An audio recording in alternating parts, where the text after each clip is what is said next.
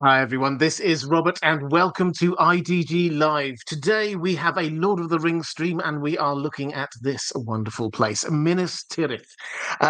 We know it very well, obviously, from the Lord of the Rings films and from the book, but we're going to dig into its background, its history, and a few of the main events as we go through it.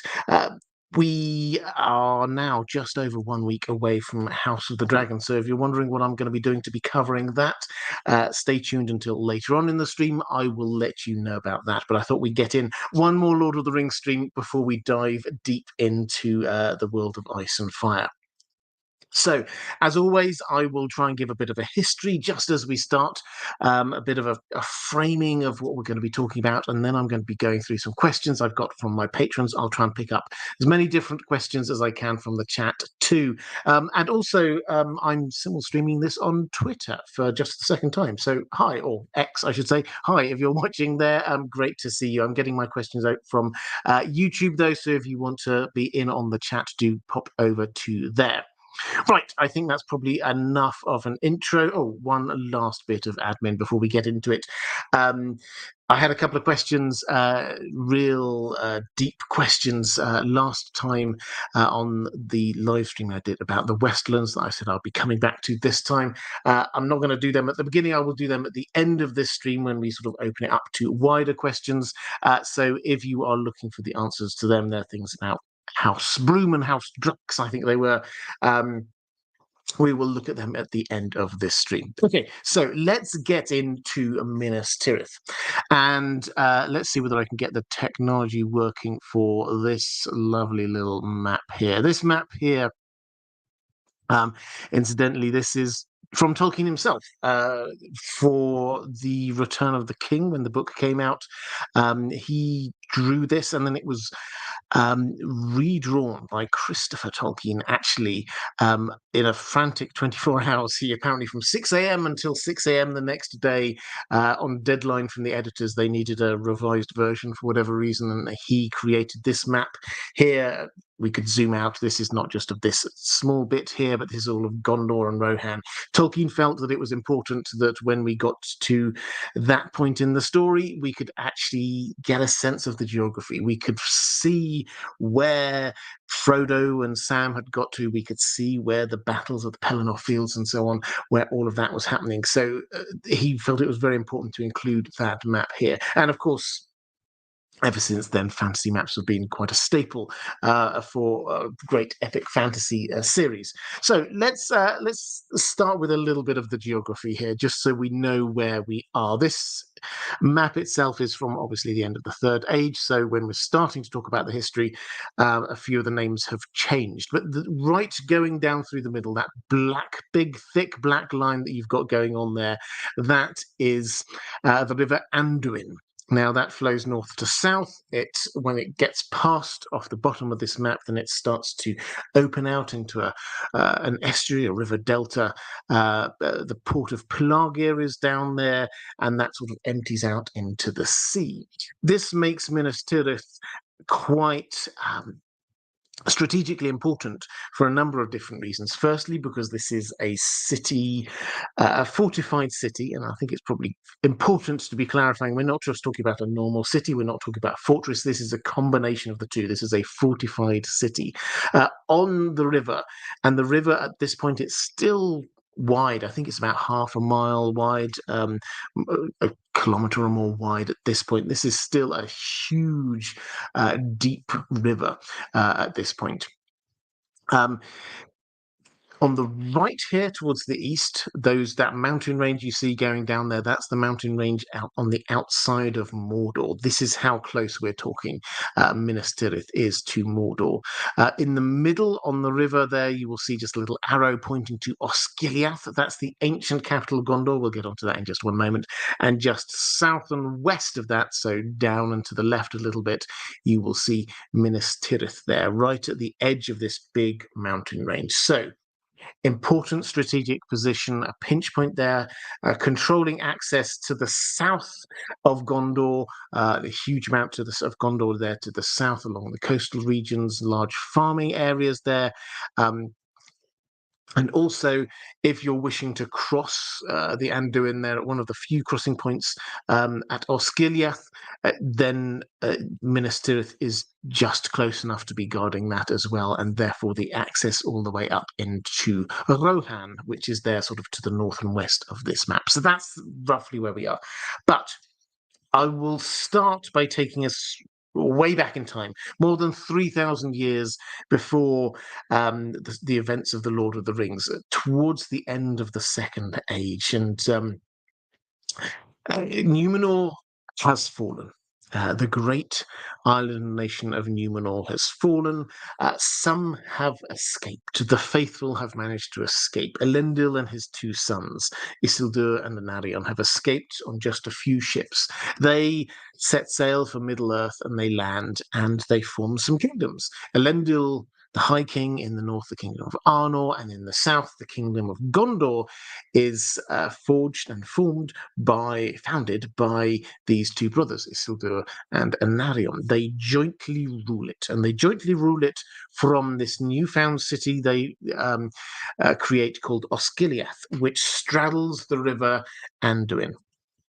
Now, as joint rulers, there's a massive bridge that goes over the river, and they rule from two thrones in a great throne room on this river city. And but they each have their own kind of home base, as well as being based in the city, the capital. They each have their own home base. We have Minas Ithil and Minas Anor. Now, Minas Ithil is to the east, the northeast of Osgiliath. That we'll get onto it in a moment, but excuse me. Pardon me, I do apologise. That later becomes known as Minas Morgul. Then to the southwest, we get Minas Anor.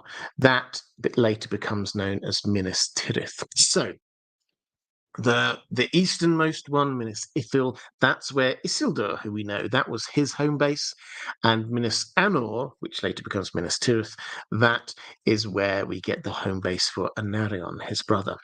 Now they rule from Osgiliath until the end of the Second Age. They've founded their kingdoms, they're starting to flourish, but then Sauron attacks, as Sauron is wont to do. He takes Minas Ithil. He charges forwards, takes Osgiliath, and heads to besiege the Tower of Minas Anor. Now, at this point in time, what will become Minas Tirith is not the city we know right now. It is a tower. Basically, it is a more than a watchtower, but it's slightly less than a castle. Certainly not a city, but it is there as a fortress. And Anarion stays there, besieged by Sauron, while Isildur, who has lost his home base, Minas Ithil, he heads up to get Dad. He goes to get Elendil. The last alliance of elves and men is forged. They head down here. They relieve the siege of Minas Anor, and then we get to that scene that we all know from the intro to the Lord of the Rings films, the battle with Sauron. Elendil dies. Isildur cuts the ring from Sauron's finger. We know all of this bit of history. Isildur then decides after all of this, he decides that he is going to go and take his father's seat to the north. As High King, he's going to head all the way to the north to Arnor, and he's going to leave the governance of the south, Gondor, to not his brother who died in the battle, but his brother's son, Meneldil, who keeps his home base at Minas Anor, but rebuilds Osgiliath. So we know what happens with Isildur. The two kingdoms effectively become separate at that point. And Sauron has been defeated. The Minas Ithil is largely rebuilt. Things go back to roughly where they were to start with. And Gondor grows. It grows in strength. It grows in power over time. And in around the year 420 of the Third Age, so 4 centuries later, a king called Osterher makes a proper effort to go to Minas Anor and sort of build it up into a proper castle, a proper fortress. And this then becomes basically the summer home for the kings of Gondor. Uh, they're in Osgiliath most of the year, and then for the summer they kind of like head off to what will become Minas Tirith, Minas Anor. At the time, its main role was there. As I say, it wasn't this multi-layered, seven-layered city we now know today. It was mostly right up at the top. There was this wall right around the bottom that is really strong. The wall using Numenorian technology. Very hard to break down that wall. And at the top, we now think of as the seventh level, we have the tower. At the sixth level, we have the entrance to the Path of the Kings, basically where the great and the good, particularly the kings of Gondor, are buried. And so the tower then, Minas Anor, became over time a summer palace and a watchtower and a place to be watching over the tombs of the great kings of Gondor. Time passes once more, and what we're looking at over this period is Gondor is in its heyday. It is incredibly powerful. However, it's also slowly losing the grandeur of Numenor. Numenor was this magnificent civilization, the height of human civilization. Humanity has never been greater in the arts, never been greater in science. If you want just a hint of that, go have a Google on or have a look on my main channel for the Tolkien steampunk Numenor. There's some crazy stuff that went on there that you just don't imagine. Hugely technologically advanced. Some of the memory of that stayed, but over time, slowly it's got lost. And so we get some buildings, some technologies which were built incredibly strongly that they lost the power and the ability and the knowledge of how to build those things again. One of which is the outer wall at the bottom of Minas Tirith, which survived pretty much for 3,000 years or so. So during that time, Gondor was great and grew in great strength, but also it was having this very slow decline over time.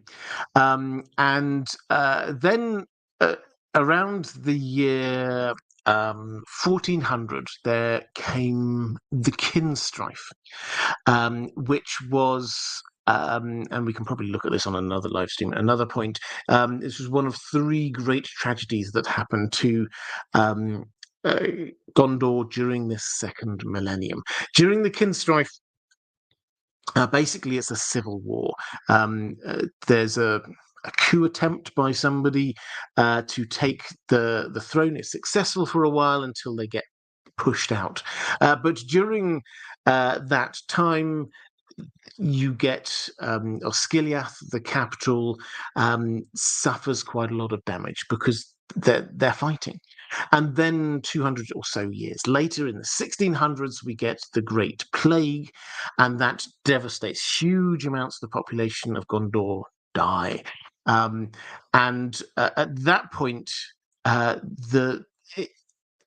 the watchtowers on the eastern end of Gondor, looking over Mordor, they start abandoning them. Gondor just admits defeat. We just do not have enough people to be keeping this long watch over Mordor, just in case Sauron should return. And so increasingly over this time, the center of power gravitates from Osgiliath over towards Minas Anor. And in the year 1900, I think, around then, the White Tower, the White Tower, it's up here somewhere, the tall White Tower in Minas, what's still not called Minas Tirith at the time, Minas Anor, is built. This starts to become more and more, extra layers are built, it starts to become more and more like a city. But it's around the year 2000 that the real shift happens. This has been for 2,000 years. Minas Anor has been slowly gaining in power and strength. It started out as just basically a watchtower, and guarding the tombs of the kings. Then it had the great outer wall built, and then it became this kind of summer house for the nobility in Gondor. And by the year 2000, this is when Minas Ithil finally fell to Mordor's forces. Minas Ithil, remember, is the sister citadel to Minas Anor. Minas Anor, meaning the Tower of the Sun, Minas Anor, the Tower of the Minas, other way around, of the moon. Minas Ithil of the moon, Minas Anor of the sun. And so we had these two towers who were guarding basically either side of the River Anduin, and then the eastern tower, the eastern citadel, fell to Sauron's forces. That got renamed Minas Morgul. Now, that then became basically the home base of the Nazgul, and it was felt during that time that the last king also died, and Osgiliath started to fall to ruin, and the stewards who then ruled Gondor decided basically to move the capital officially, formally. It had been largely heading that way anyway. Move it officially to the west, to Minas Anor. They could keep the Great River Anduin as basically now the border. The far side, Ithilien, they still kept an interest over, but that was very close to Mordor, so that was quite dangerous territory. They could stay on this side of the river, and it would be a lot safer. And it was felt at the time that because Minas Anor, Minas Ithil, as these kind of twin cities, as one of them had fallen, it probably didn't feel right to keep the same name, so they renamed it Minas Tirith, which means literally the Tower of the Guard. So this was the new vision. This was the new hope that they had, that what Minas Tirith would now be is their capital. This would be their fortress, and this would be them guarding Gondor against the might of Mordor. Over the next 1,000 years or so, we get the slow growth of the power of Mordor, and we get first Ecthelion the First rebuilt and made better, that great white tower. Ecthelion the Second, we're told, improved the defenses even more of Minas Tirith. Denethor focused when he came in. Denethor Second, the Denethor we know, when he came in, he again was focused very strongly on the defenses of Minas Tirith. And what this turns into is this multi-layered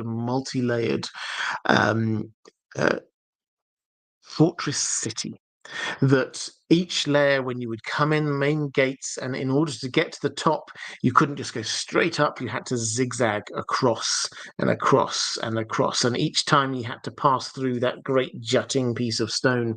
There was a gate just to get to each new level, a new gate with fortifications.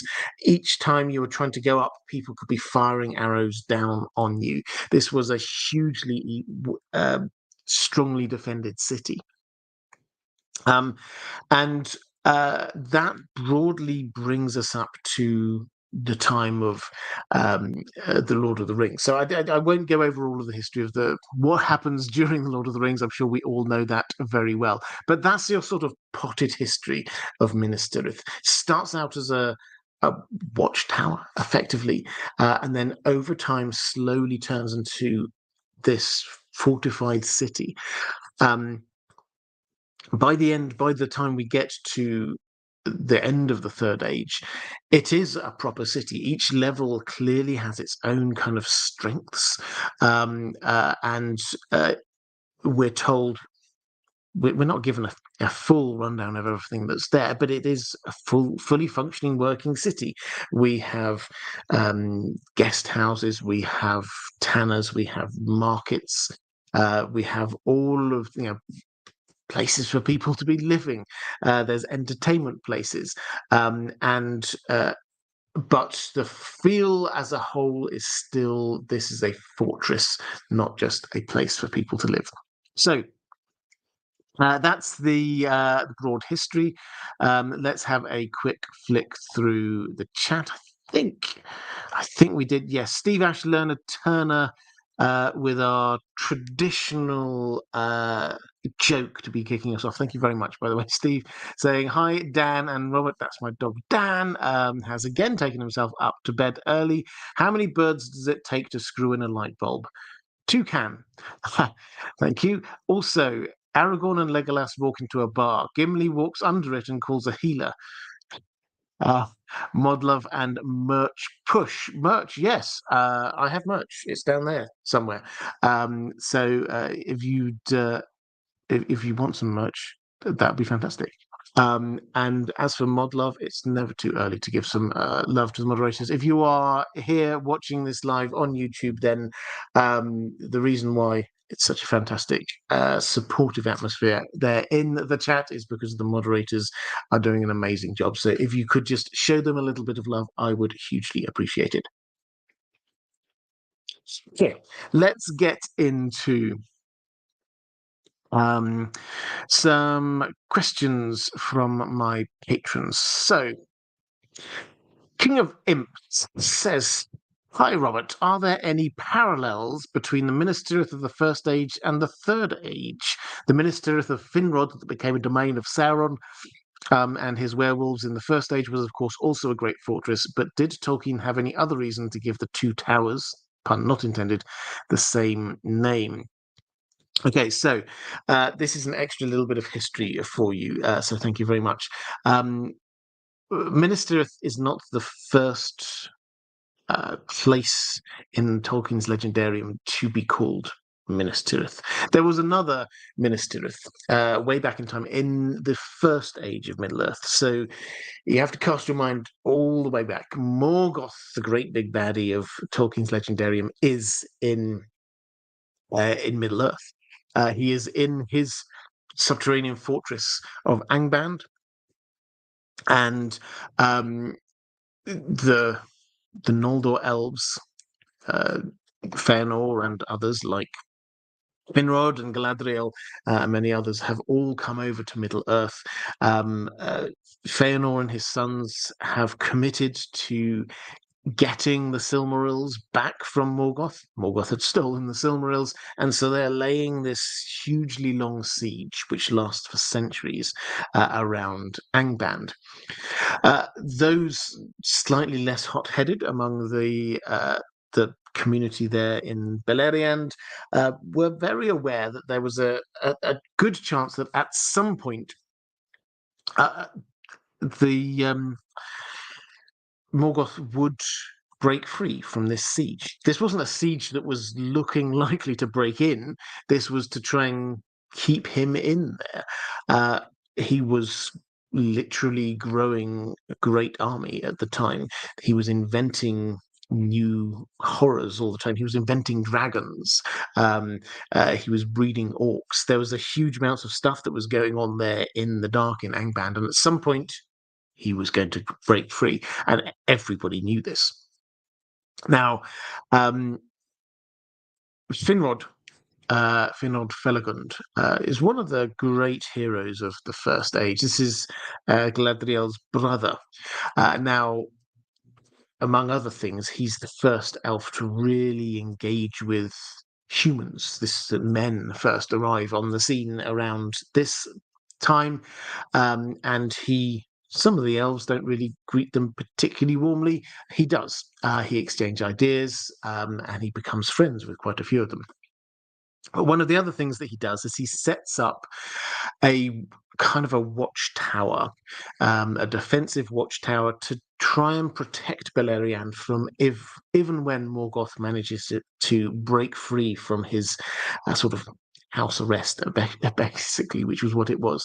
And what he does is there's this uh, island of called Tolsirion, which is it was in the middle of this river, in the middle of which was on this great valley, really steep sides to this valley, and this was the main route south from Angband. And if you were going to head down to Beleriand, which is where all of the elves and humans were, you would be wanting to go through that.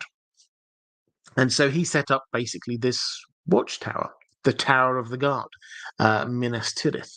Now that that held for some time. He left it. He left it to a friend, and moved on to other things.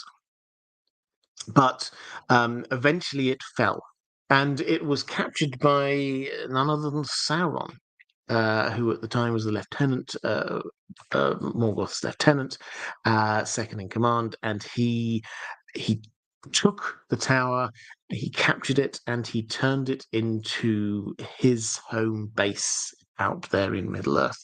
The Isle of Werewolves. He started breeding wolves, basically, did Sauron. This has a big part to play when we get onto the legendary tale of Beren and Luthien. This is where Beren and Finrod get captured by Sauron and then rescued by Luthien and Huan the Hound. It's an epic little story. I won't repeat it all here, but basically this is a hugely important turning point for Beren and Luthien as they go seeking one of the Silver Elves for themselves. So that was the original Minas Tirith. Its name was changed by Sauron. But why, or what parallels might there be to the current Minas Tirith? Was this just Tolkien reusing the same name? I think the answer is Tolkien clearly knew that he used this before. My instinct is that this was intentional, in-world intentional. It wasn't necessarily him trying to draw literary parallels between the two, so that we as readers would be able to look at the two different sort of fortresses and go, oh yes, there's a link here between that and that. I think there are links. Clearly there's a very strong Sauron link. Sauron attacked both of these, and with the first Minas Tirith, Sauron succeeded. The second Minas Tirith, Sauron failed. So there are kind of links and echoes and things like that.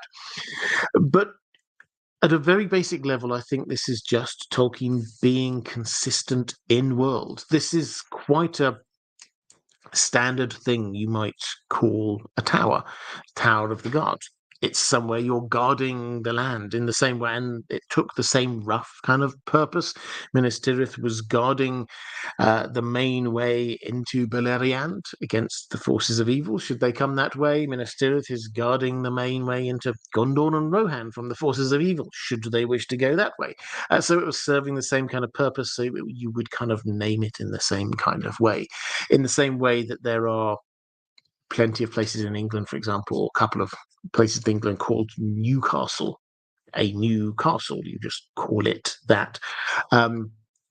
It was kind of named, we're told it was named after it, but not in a, particular, we're trying to honor this. So you can rename something after somewhere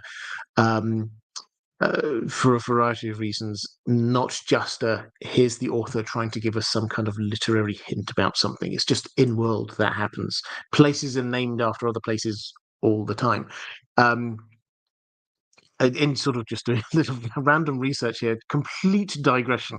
I happened to look at Portland, Oregon, which I thought would be named after Portland in Dorset in England. It turns out it wasn't actually. It was named after Portland in Maine, but it was only named after Portland in Maine on a toss of a coin. The first couple of people who arrived at this new place somewhere on the west coast of America, they flipped a coin. Shall we name it after Portland or shall we name it after Boston? They flipped a coin. It came up Portland, and so they decided to name it Portland, not Boston. Just fun bit of history trivia for you there. But Portland, Maine was named after Portland in England. It's just this kind of standard name. A port.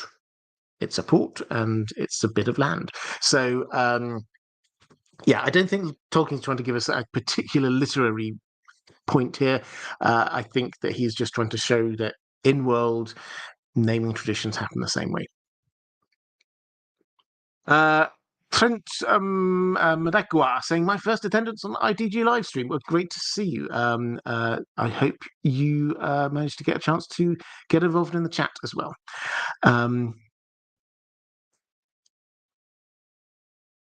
So I'll go quick through the chat. People talk about Andor season 2, which I don't know. That means that I've said, I sometimes when I say Arnor, I accidentally say Andor, because Andor, which was great, really one of my favorite, probably my favorite recent Star Wars thing that's happened.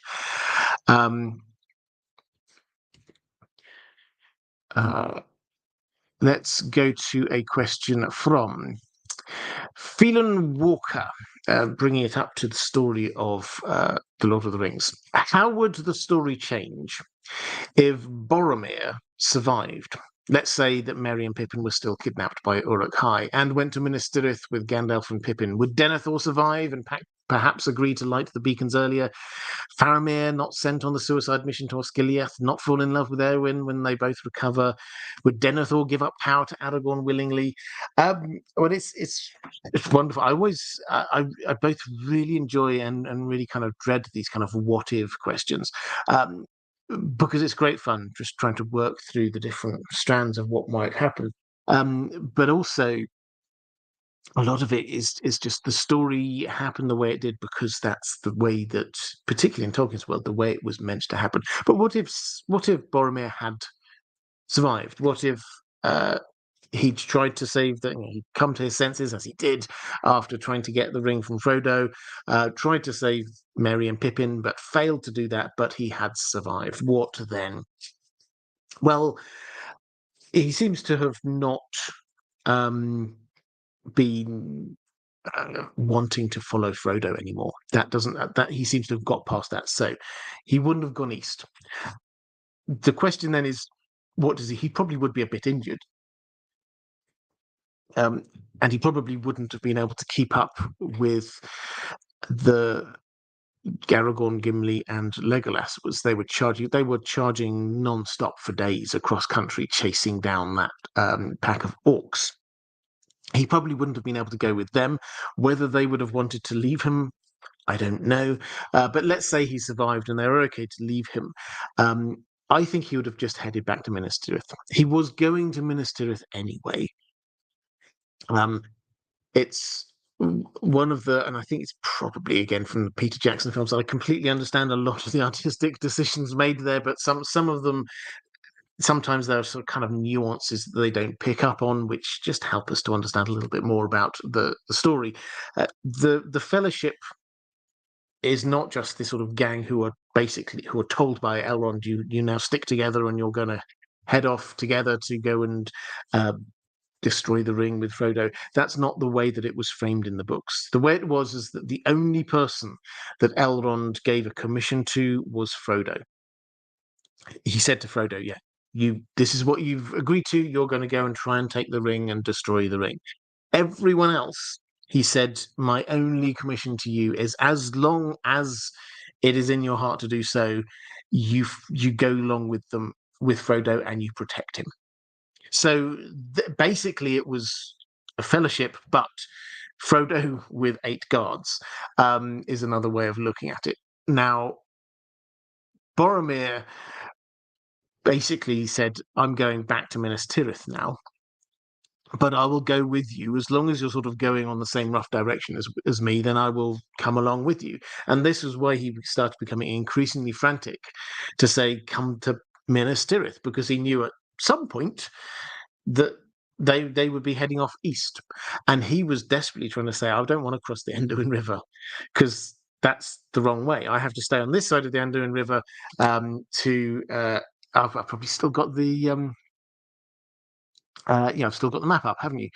So you can see north of this on this map, that's where the Fellowship, quite a bit north of this actually, quite where the Fellowship broke. He wanted to stay on the west side of Minas Tirith. So what would he have done? Well, he would have gone back to Minas Tirith. He was the Captain General of Gondor's forces. I think he would have taken that very seriously. I think he would have gone back to take control of the forces. Now, what are the knock-on effects there? Well, possibly he would have prevented Faramir having to go on that suicide mission. Probably he would have been there to help persuade Denethor to ask for help a little bit earlier. But ultimately, could Rohan come to their aid any earlier? No, that wouldn't have happened. Would he have affected when Aragorn arrived? No, that wouldn't have happened. Or when Gandalf arrived? Again, no. All I think probably would have happened is perhaps Denethor would have gained a little bit more heart, and Boromir would have been involved in the Battle of the Pelennor Fields. So that's about as far as we go. So I think the short answer is it wouldn't have made a huge amount of difference to the plot. The question of whether Denethor would give up power to Aragorn willingly is, I think, still going to. The answer is still no. Denethor even talked to Gandalf about this. He said, even if Aragorn's claim could be proven, if he could persuade me, even if he could persuade me that he is Isildur's heir, then I would not accept him as king, because Gondor follows its line of kings came down from Isildur's brother, Anarion, then Meneldir. That's the line of kings there, and one of Aragorn's ancestors actually tried to claim the throne on the basis of the fact that he was the son of Isildur, and the great and the good of Gondor at the time decided, no. We claim our line of kingship over this 2,000 years up to that point. We claim our line of kingship through Anarion, not Isildur. And Denethor was not going to budge from that. So I don't think it would have changed huge amounts. Obviously, it depends on how you view history, but maybe Boromir would have died a heroic death on the Pelennor Fields, rather than he died a heroic death quite a way north of there. Let's go to a question from. I think I had a question here. Username redacted. Why was Gondor so underprepared to defend against Mordor, despite it being so close? Surely they could have kept tabs on it far better than anyone else. Were the stewards incompetent or too scared to act? Well, this is a very long-running thing. So they started out well prepared to keep an eye on Mordor.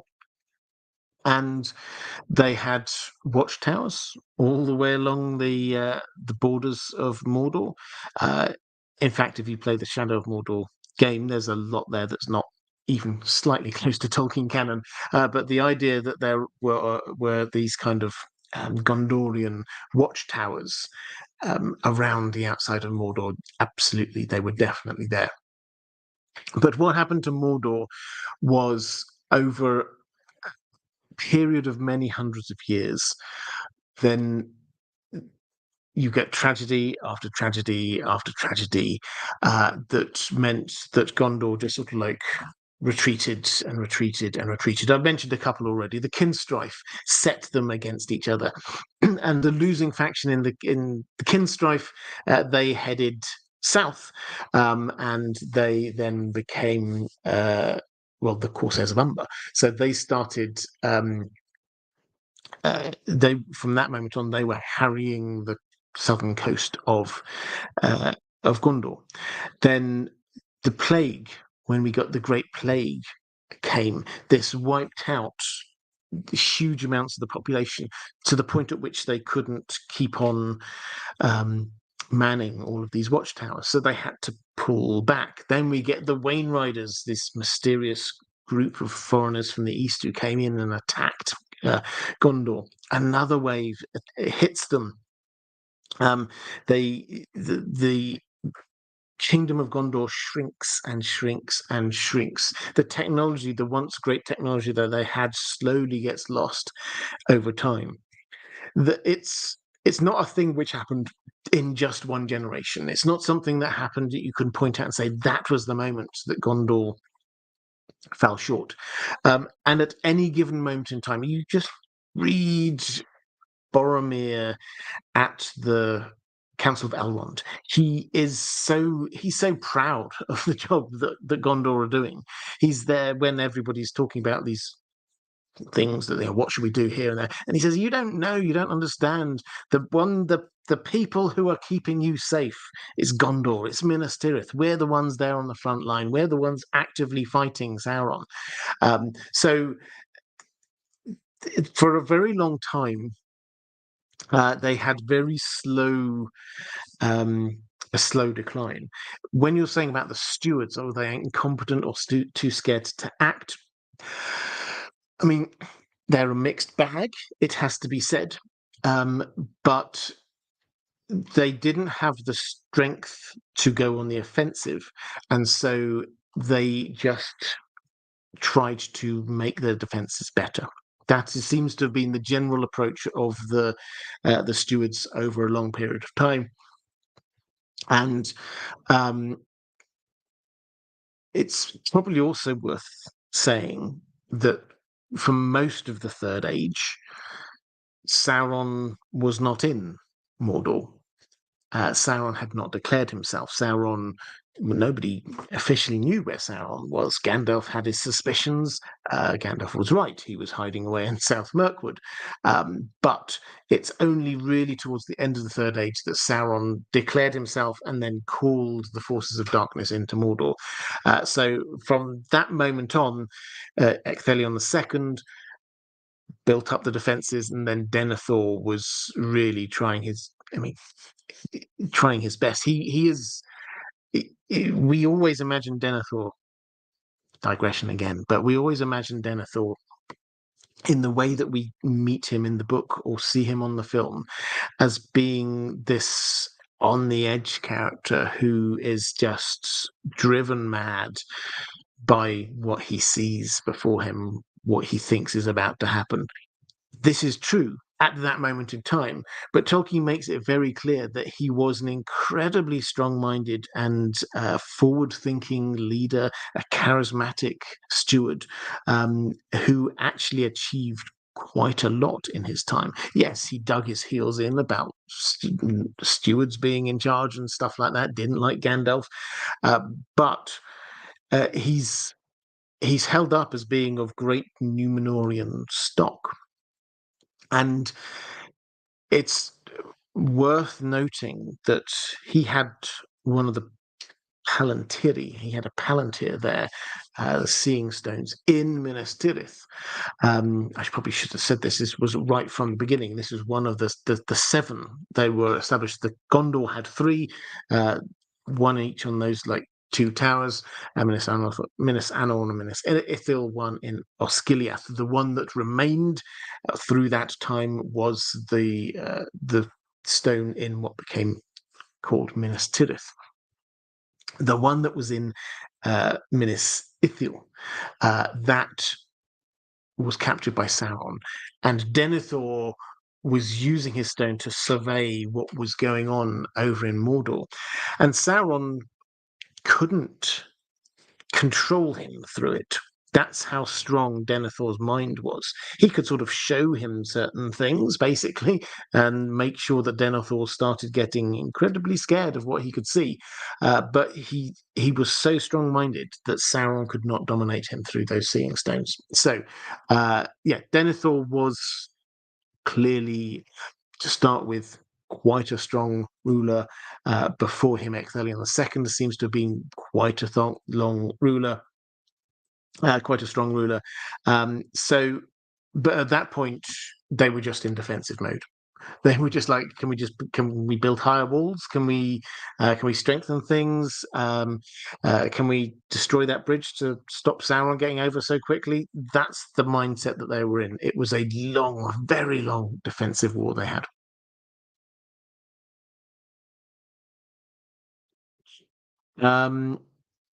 Question from Steve Ashlerner turned in the chat saying, Aragorn being descended from Isildur and not his brother. Why does Elrond think Aragorn has a valid claim on Gondor, bearing in mind that the line had already been refused? I mean, it's a very good question. But it's not so much that Elrond is pushing his claim and saying you're the great king. It's almost as if he can see that this is where things have to go. He is quite far-sighted, is Elrond, and so it's not that he's there thinking, well, you've got a great claim, you should go and put your claim there. It's him saying you will become king. I mean, he's not actually saying that to him. He's saying that you can only marry my daughter if you become king of both kingdoms. I mean, there is a claim there. I've got a question about this from one of my patrons a bit later, so I'll cover it a bit more detail. There is a claim there through Elendil, who was High King, and obviously both of the brothers came from Elendil, so there is definitely a claim there. But Aragorn became king by, I've got a video that this is one of the ones that I am redoing and I'm going to be putting back up again in a few weeks' time, why Aragorn wasn't already king and why he became king. It was by popular acclamation, not just because him getting out some kind of dusty sheet of all of his genealogy and saying, well, technically, 36 generations ago, this happened. That wasn't how he became king. He became king because people wanted him to become king.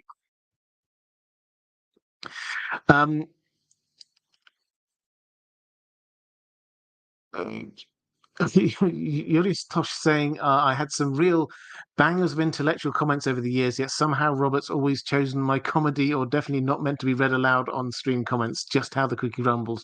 Well, I'm assuming that's another one of those ones not meant to be read aloud on the stream. I apologise for that. If I see a banger of a comment, I will try and pick up on it. Martin S. Hi there, Martin. Good to see you. When did Minas Tirith become the capital of Gondor? And was Osgiliath ever restored as capital in the Fourth Age? It was around the year 2000, basically when Minas Ithil fell. That's the point when they named it Minas Tirith and basically abandoned Osgiliath and made Minas Tirith the capital. And Minas Tirith remained the capital into the Fourth Age. So I think Osgiliath was restored, but Tolkien doesn't really tell us huge amounts of detail about that. But yes, certainly Minas Tirith was restored to greatness. So after what we are told in the Fourth Age was that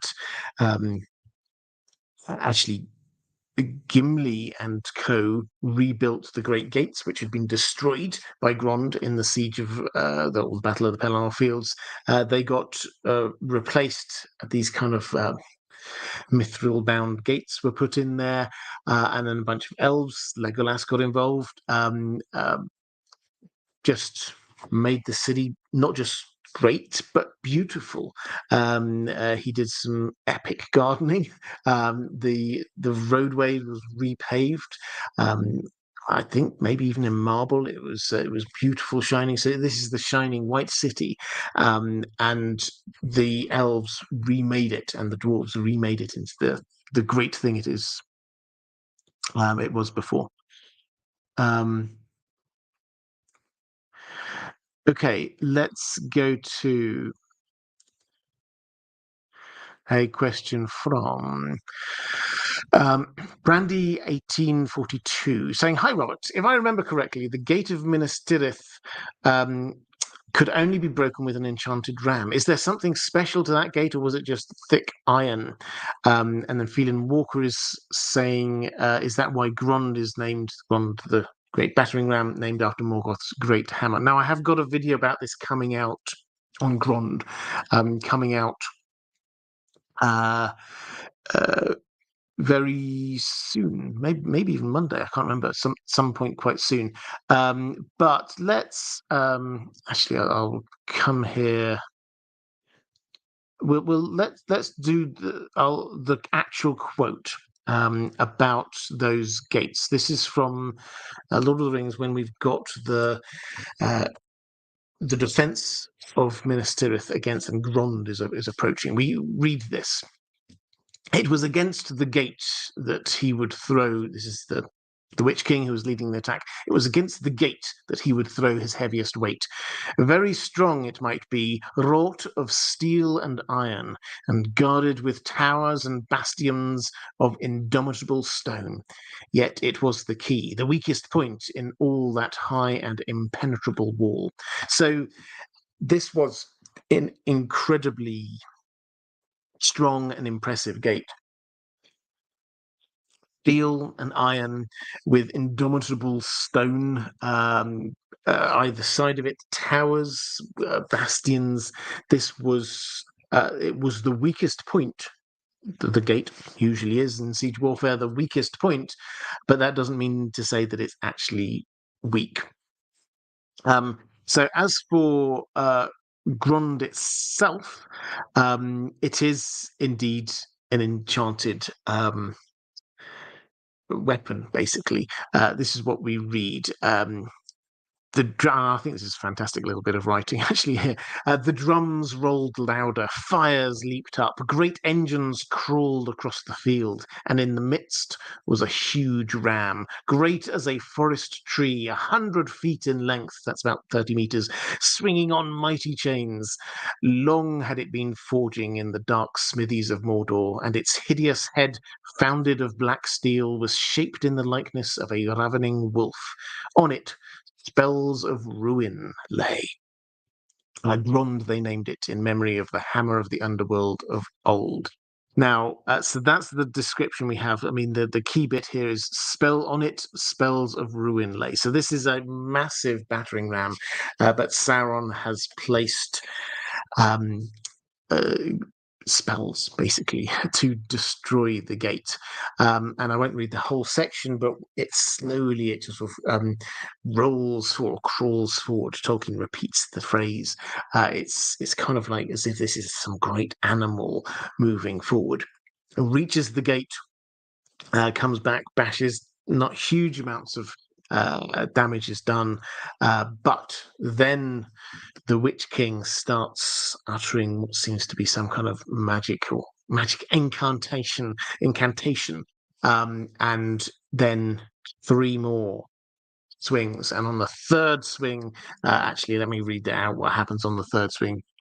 Again, it's cool.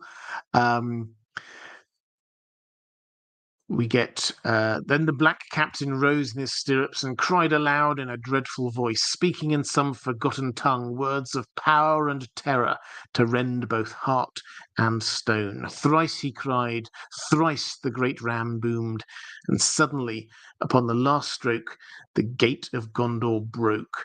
As if stricken by some blasting spell, it burst asunder. There was a flash of searing lightning, and the doors tumbled in riven fragments to the ground. So basically, this isn't just a battering ram slowly splintering a door. This is magic being done. And on the third strike, we get an explosion, for want of a better word. We get a flash of searing lightning that breaks the gate apart into riven fragments. A blasting spell. It burst asunder. So what we've got here is some dark magic going on. So could the gates only be broken apart by magic? Well, we don't know because we didn't see them getting attacked not by magic. My instinct is probably, but it would have taken a lot longer than that. The fact that the Great Gate was destroyed, not just like splintered a little bit or bashed in a little bit, but absolutely destroyed into small fragments on the fourth total strike, that shows you that this was the magic that did it. As for why Grond is named after Morgoth's great hammer, so it is so Morgoth, and this is a story. Again, this is all in the video. Always spoil my videos before they come out. But Grond was the name of Morgoth's great hammer that he had back in the First Age. Now, again, we're going back to the time I was talking about just a little bit ago, actually. When finally Morgoth's forces break free, things are starting to look a little bit bad for the elves and humans. Fingolfin, who at the time was the king of the elves, comes to the gates of Angband and challenges Morgoth to a one-on-one duel. And Morgoth has not come out from his castle at all during this, and you kind of read between the lines that he doesn't want to. Morgoth does not want to come out. He's got nothing to win here. He's got everything to lose and nothing to win from fighting against Fingolfin. So he puts on his armor and he picks up this massive hammer called Grond. And he climbs his way to the surface and he's there, and then they fight. And the fight happens, just talking kind of describes it in a paragraph or two, but the great hammer comes slamming down on the earth. A huge crater is created. Sparks of lightning sort of appear when it smashes into the ground. You can get the kind of the mental image already, but every time Fingolfin, lightly armored, springs aside, slashes at Morgoth, cuts him, the big Grond, the great mace hammer, comes down again. Big crater, sparks. Fingolfin dances aside, cuts him again 7 times. He manages to cut Morgoth, and we're told that the orcs and the other people around there, they were on their knees on the ground, faces down, just bemoaning what was happening. This was not good. This was not a good look for Morgoth. He was here being, putting himself as being the most powerful, the biggest, the best, the baddest fighter everywhere, and he is his great mace, his great hammer, Grond, incredibly powerful, but it's just too slow. It's not doing anything, and he is losing this battle. Morgoth does eventually win the battle, but not using Grond. He basically squashes Fingolfin with his shield, and then crushes him under his foot, under his heel. Fingolfin gets the last laugh in that as well, but Morgoth does win, but it's not a win that the evil side talk about at all. In fact, they don't mention it ever. When Fingolfin is buried, then we're told the orcs just stay away from the burial site. That's how much awe they have for Fingolfin. So, why on earth would you name this battering ram after that mace that was undoubtedly powerful, but very ineffective and linked inextricably to what technically was a win, but in reality was a bit of a humiliation for Morgoth? Well, I mean, I think there's a few layers to this. I mean, I'm tempted to say watch the video when it comes out, but again, I will just go plow on ahead. I think the first one is that Sauron, he's a smith, and I think that he probably admired the technology. And what we see from Grond does seem to be sort of matched.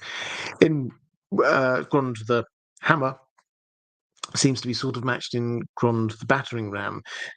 Slow and ponderous, smashes in, and then kind of like lightning, big craters, things like that. So it's almost as if Sauron has recreated the same kind of magic technology. But then also, Sauron must have been aware of the fact that Morgoth was, at the time, he was being not mocked, but it was noticed that he wasn't coming out. He wasn't taking part in this war. He was just sending his troops off and just staying back. And Sauron must have been self-aware enough to know that that was what was happening again. He was sending his troops out, but he was staying back in Mordor. So him sending out Grond was like, this is me sending out my weapon. In the way that was the original Grond was Morgoth's weapon, this is my weapon. And then thirdly, I don't know the extent to which Sauron was wanting to kind of like show up his erstwhile boss, or the extent to which he was trying to sort of show that the technology does work. But there has to be an element there of saying, okay, it failed for him, I will make it work. Because this technology is good for a battering ram, the gate is not going to dodge out of the way and then slash it at me. That's not going to happen. It's completely different. So yeah, there's a number of different levels to this. Why it was named Grond, but at a very base level, it's because it is reminiscent of. Okay, let's go to. I think I've got a couple of questions in the chat. Martin S saying, I had 2 Patreon questions for today. I hope that doesn't bother you too much. No, I think I've probably got time today to cover both of them. Talking live streams only occur once every few weeks. Yeah. So actually, I'll take a moment as we're sort of an hour or so in, just to sort of let you know what's going to happen over the course of the next few weeks. Because House of the Dragon is coming up now. I will be doing an extra live stream. What I normally do each time is do an extra live stream when there's a TV show I'm covering, as a sort of a pre-show live stream at the same time as these live streams. That's 10 o'clock my time, 5 o'clock Eastern time in America, and that'll go on for a couple of hours or so. So that's like 4 hours before the show airs. I'll go on. I'm not going to go on right up until the show starts, but I will use that as a chance just to talk through what happened in the previous episode, and also build up to what we've got going on, answer any questions we've got coming up. Now, they will all be charity live streams. I will let you know on the first one, which will be a week on Sunday, because the show comes out Sunday evening in America. For me, it's 2 a.m. on the Monday morning. So those ones, when they start a week on Sunday, then there will be charity live streams. These Thursday live streams I will keep going. They're not going to be solely about House of the Dragon for 8 weeks. I will keep them as open Q&A. So I imagine that quite a few questions will be about House of the Dragon during that time, but not all of them. So feel free to ask questions about Lord of the Rings and the like during that. And then when we get onto the Rings of Power, which is happening in mid-August, late August. And that's going to be for 8 weeks. Then we'll be focusing a lot more on the talking stuff for a while. So that's what's happening for live streams on this channel. Stephanie Lash saying, Robert, you do such a wonderful job of deepening our understanding and passion for these fantasy stories. Thank you. Well, no, thank you very much. I very much appreciate that. Hypothetical. How do you think the approach would have changed if Frodo had been female? Um, when you say the approach, I'm assuming you mean the approach for kind of the Fellowship. I, I don't know. I'm struggling to think that of a change there would be. So Frodo's sex doesn't really come into this all that much. It has to be said. I mean, it's very clear. Anyone who reads the books or sees the films that there's a lot of very male, a preponderance of male characters. Let's put it that way. So having Frodo as female would have stood out more, but I don't think that there's much in terms of the actual action that would have necessarily changed. Now, what I would say is that that's not actually although the Lord of the Rings and the Hobbit, it has to be said, very male heavy in terms of sort of the cast. Tolkien didn't see those as the main bits of his world. They were just like little story offshoots. The main part of his world was the Silmarillion and the legendarium he created over decades. And in that, you will find a huge amount of, strong female leads is probably the wrong way of saying it, but central characters, women who are central to the narrative. For example, you get when you get the tale of Beren and Luthien. When you get into it, actually Luthien's the one doing most of the work. Beren gets captured. And Luthien rescues him. Luthien's the one who actually manages to deal with Morgoth. Luthien's the one who manages to escape by herself. She's the one doing most of the actual action there. One of the things I loved, The Nature of Middle Earth, which is a fantastic book which came out recently with a whole new load of small snippets of Tolkien's writings, which kind of underplays it a bit. This is basically an unofficial next part in the history of Middle Earth, if you've ever read any of those kind of collections. Christopher Tolkien pulling together his father's writings. In that, we had, and I did a video on. This is connected, I promise you. I did a video a while ago called something like Gandalf's Forgotten First Mission to Middle Earth. Because in that, it's clear that Tolkien was scribbling down in his mind, way back in time, before even the First Age, when the elves first arrived. The Astari were sent then to guard the elves. And one Maya was already there, Miriel, and she was the leader.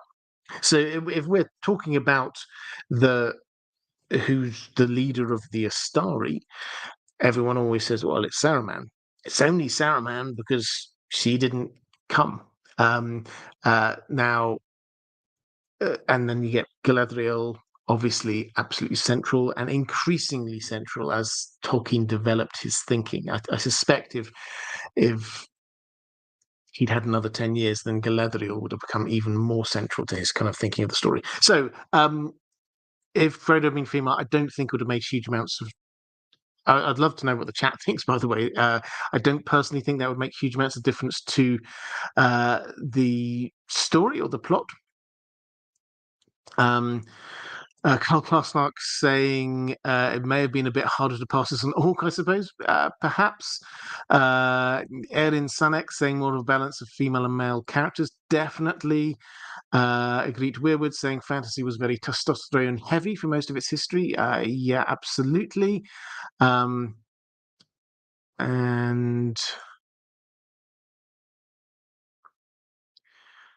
yeah, I think as a friend said, poor Rosie Cotton might have ended up single. I'll just leave that one hanging. That's quite a fun comment. Right, let's go to Maura Lee saying, "What is the tax policy and what kind of culture would the people who reside in Minas Tirith be known for?" And Commander Ray similarly asking, "Is this where Gondor was when the Westfold fell?" My actual question is tax policies, and what was it like to live in Minas Tirith, and what allowed it to be so capable? What resources did it have access to? And all that implies. So we're not. This is not something Tolkien, and I always have to sort of introduce when I start talking of things like what the tax policies are, or sort of the geopolitical issues. Tolkien did not focus on this. He had some things that he loved and was fascinated by language, obviously, but and histories and mythologies and things like that. But the sort of the economy of a place was not something that he ever really focused in on all that much. In terms of Gondor, uh, it's fair to say that if you imagine a kind of a broad, because Gondor to start with was quite a large kingdom, a broad fantasy kingdom, then you would get it. There's large swathes of farmland. It's very lush down there. It's quite warm. There's fishing. There's not huge amounts of trade, it has to be said. Not really in many parts of Middle Earth. When we do hear about bits of trade that go on with, say, Thranduil's elves and the people of Lake Town, for example, that's quite a rarity. But so not huge amounts of trade going on um, between Gondor and other places within Gondor, perhaps. And then the mountains and woodlands also provided natural resources. So that's what it was. It was quite varied. It's not like the kind of place where you'd say, oh, it's just a mountain kingdom or it's a low-lying kingdom or something. It's very varied in terms of its economy. It's fair to say that the eastern part was basically on a war footing for most of Gondor's history. So the parts that were in Ithilien before Ithilien fell, Osgiliath, everywhere west of Minas Tirith, all of that was having to be eking out a living, focusing on what's happening to the east of them. Whether that was Sauron or the Witch King, or just the ongoing threat from the lands formerly owned by Sauron. And similarly to the south and east, there's ongoing threats from the Umber and Haradrim and people like that. So it's quite a warlike economy in terms of there's quite a high base of defensive forces. They didn't really go in for invading places, so it wasn't that they went off and had a huge amount of vassal states or anything like that. In terms of tax policy, I did do a video ages ago about Aragorn's tax policy because George R. R. Martin was wondering what it was, and I concluded that it was quite a low tax economy. There were a few clear kind of big public works that happened, like the repair of Minas Tirith, but that seems to have been done with kind of like mutual help agreements with the elves and the dwarves. That doesn't seem to have been a particular expense on the public purse.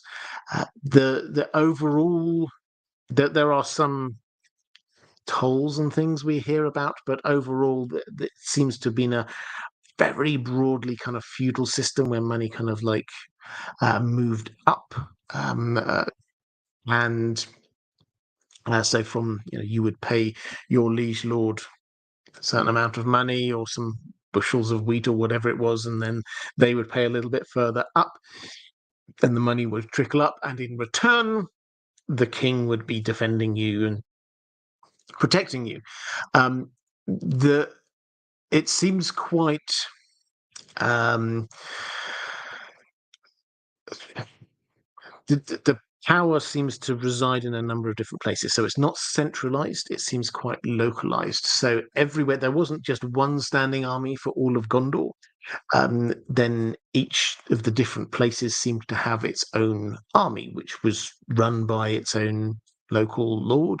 Um, for example, Dol Amroth had its own army, which reported to its prince there, and each of the different fishing areas had that, and Minas Tirith had its own garrison. So everywhere had its own bit of its own army. And then when the centre was in need of a bigger army, then they would say, right, send me some people. So that was the way it went. Broadly speaking, Aragorn seems to have left things alone. Seems quite a low, small government, low tax approach. In terms of sort of culture and what it was like actually living there, living in Minas Tirith, this was a fortress city, and so it was stratified. Now, we're not told that this is exactly how it operated, but it seems quite clear that the top level and the second level, these are like this is where the steward was. This is where the kings, the path of the kings is. Where the kings then that's where they were buried. That's where the top brass, the important people were. When you get down to the bottom, you get a lot more of mentions of things like stables and guard posts and inns and things like that. So, given the fact that in order to get up to the next level, you had this big zigzag right across the city, the feeling we have, we're not told this by Tolkien, but the feeling we have is that this was quite a stratified city. That if you were wanting to be doing things out in the fields, there was the Pelennor fields were basically the farmlands outside which fed Gondor.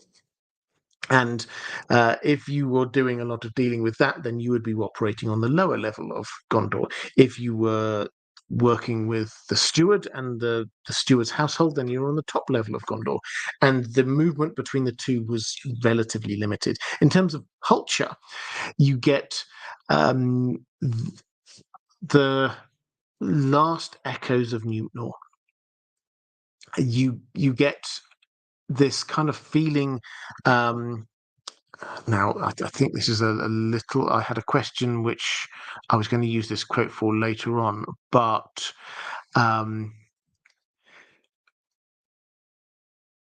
this is what he calls it: a half ruinous Byzantine city, a kind of proud, venerable, but increasingly impotent Byzantium. Now, will I'll link actually. I'll let me answer that question now because this is Maura Lee asking what historical city or cities did Tolkien draw his inspiration from? And he mentions Byzantium. Now, Byzantium is, for those who don't know, this was the capital of the eastern half of the Roman Empire. Became known as Constantinople, modern day Istanbul.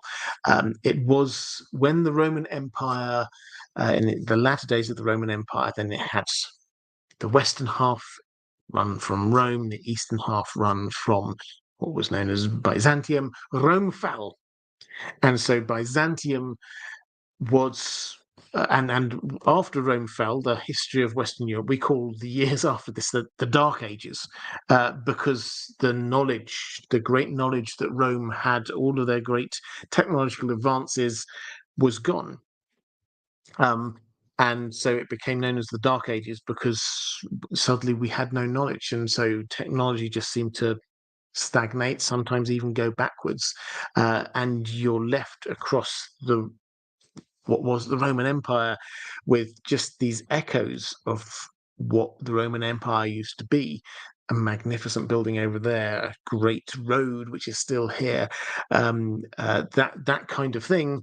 But then they're slowly, very slowly, losing their shine and becoming less and less useful, and new things are being built which is not as good as the old things.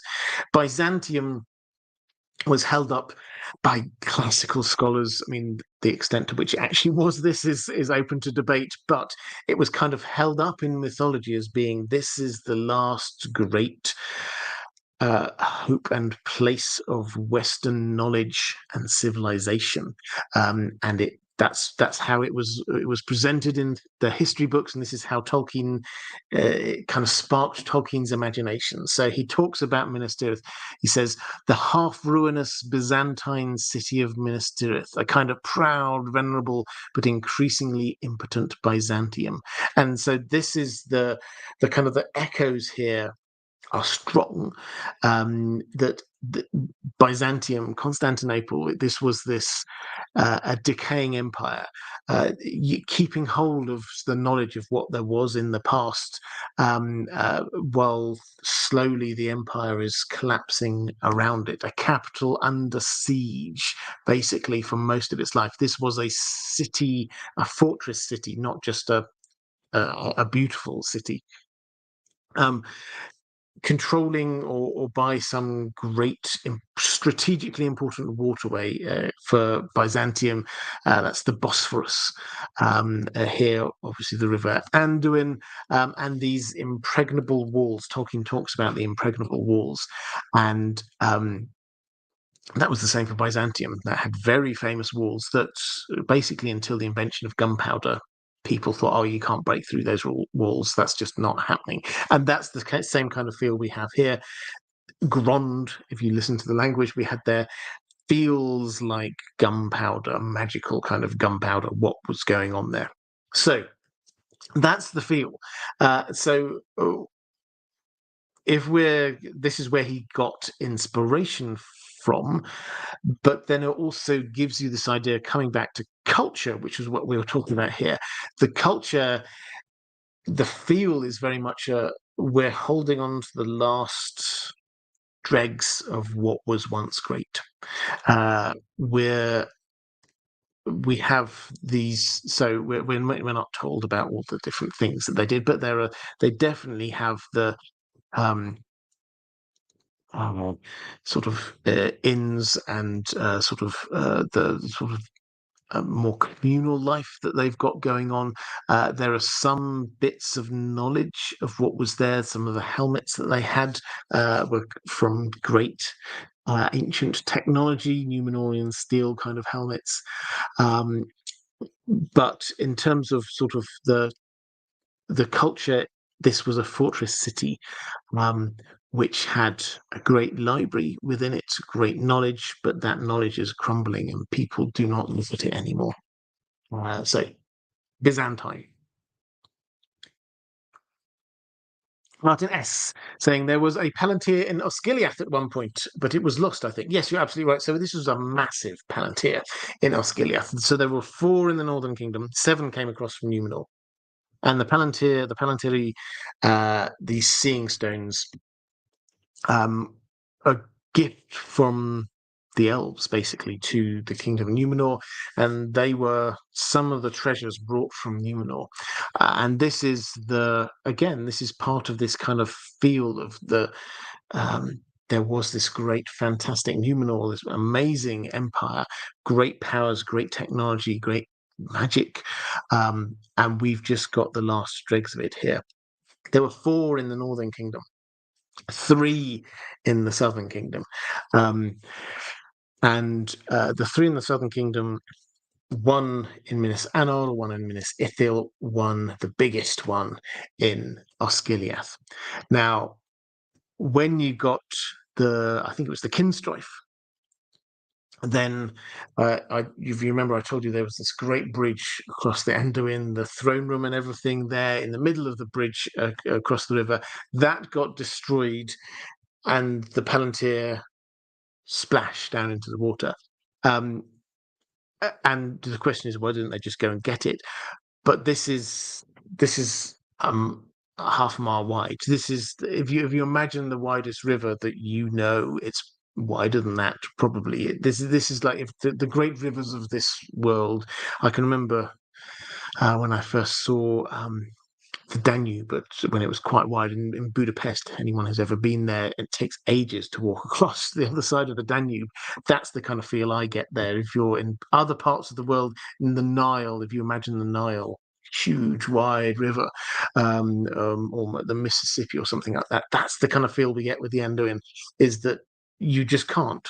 It's just too deep. It's just too fast moving. Anyone who tried to get it in the middle, at the bottom, in the middle of the river, it was lost.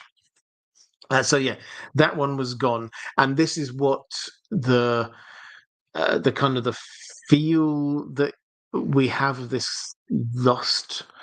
Um, uh, we used to have so much, and now it's gone. 7 of these great seeing stones came across. 2 were lost again, actually lost in the water in the north.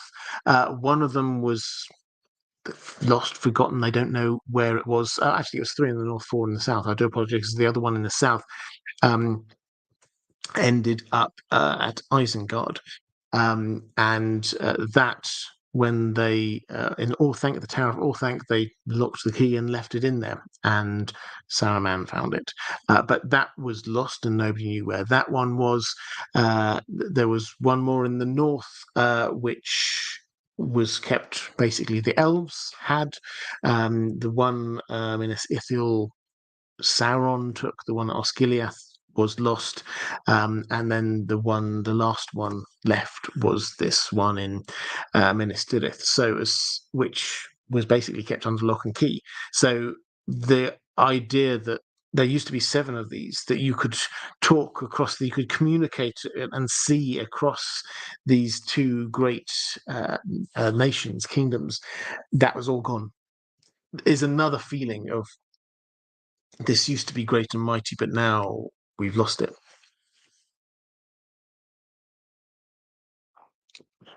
Haley Hustad, super sticker, saying thank you very much. I appreciate that. Henry Cavill, great to see you here, Henry. Just with a fist bump in the chat. I hugely appreciate that.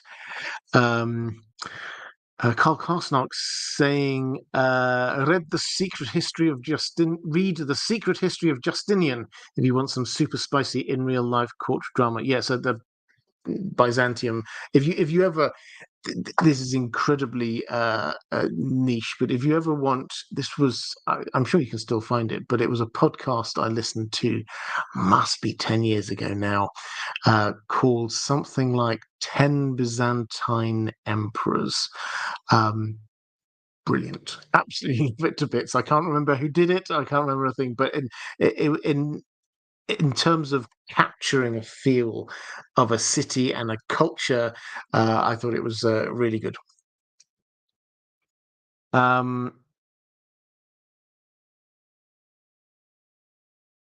And Karl Karsnark saying the walls of Byzantium were finally breached by the Ottomans using a massively huge Grond-like cannon. Yeah, absolutely. So Tolkien knew obviously he knew his history here.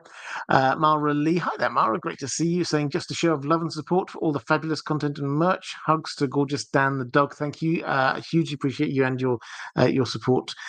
Thank you. And Maura Lee also saying for Samwise Gamgee and Tom Bombadil. Absolutely. 2 finest characters in Tolkien's Legendarium. Karl Karsnark saying we still describe overly complex and inefficient systems as being Byzantine. Yes, or Byzantine. Absolutely. Derry's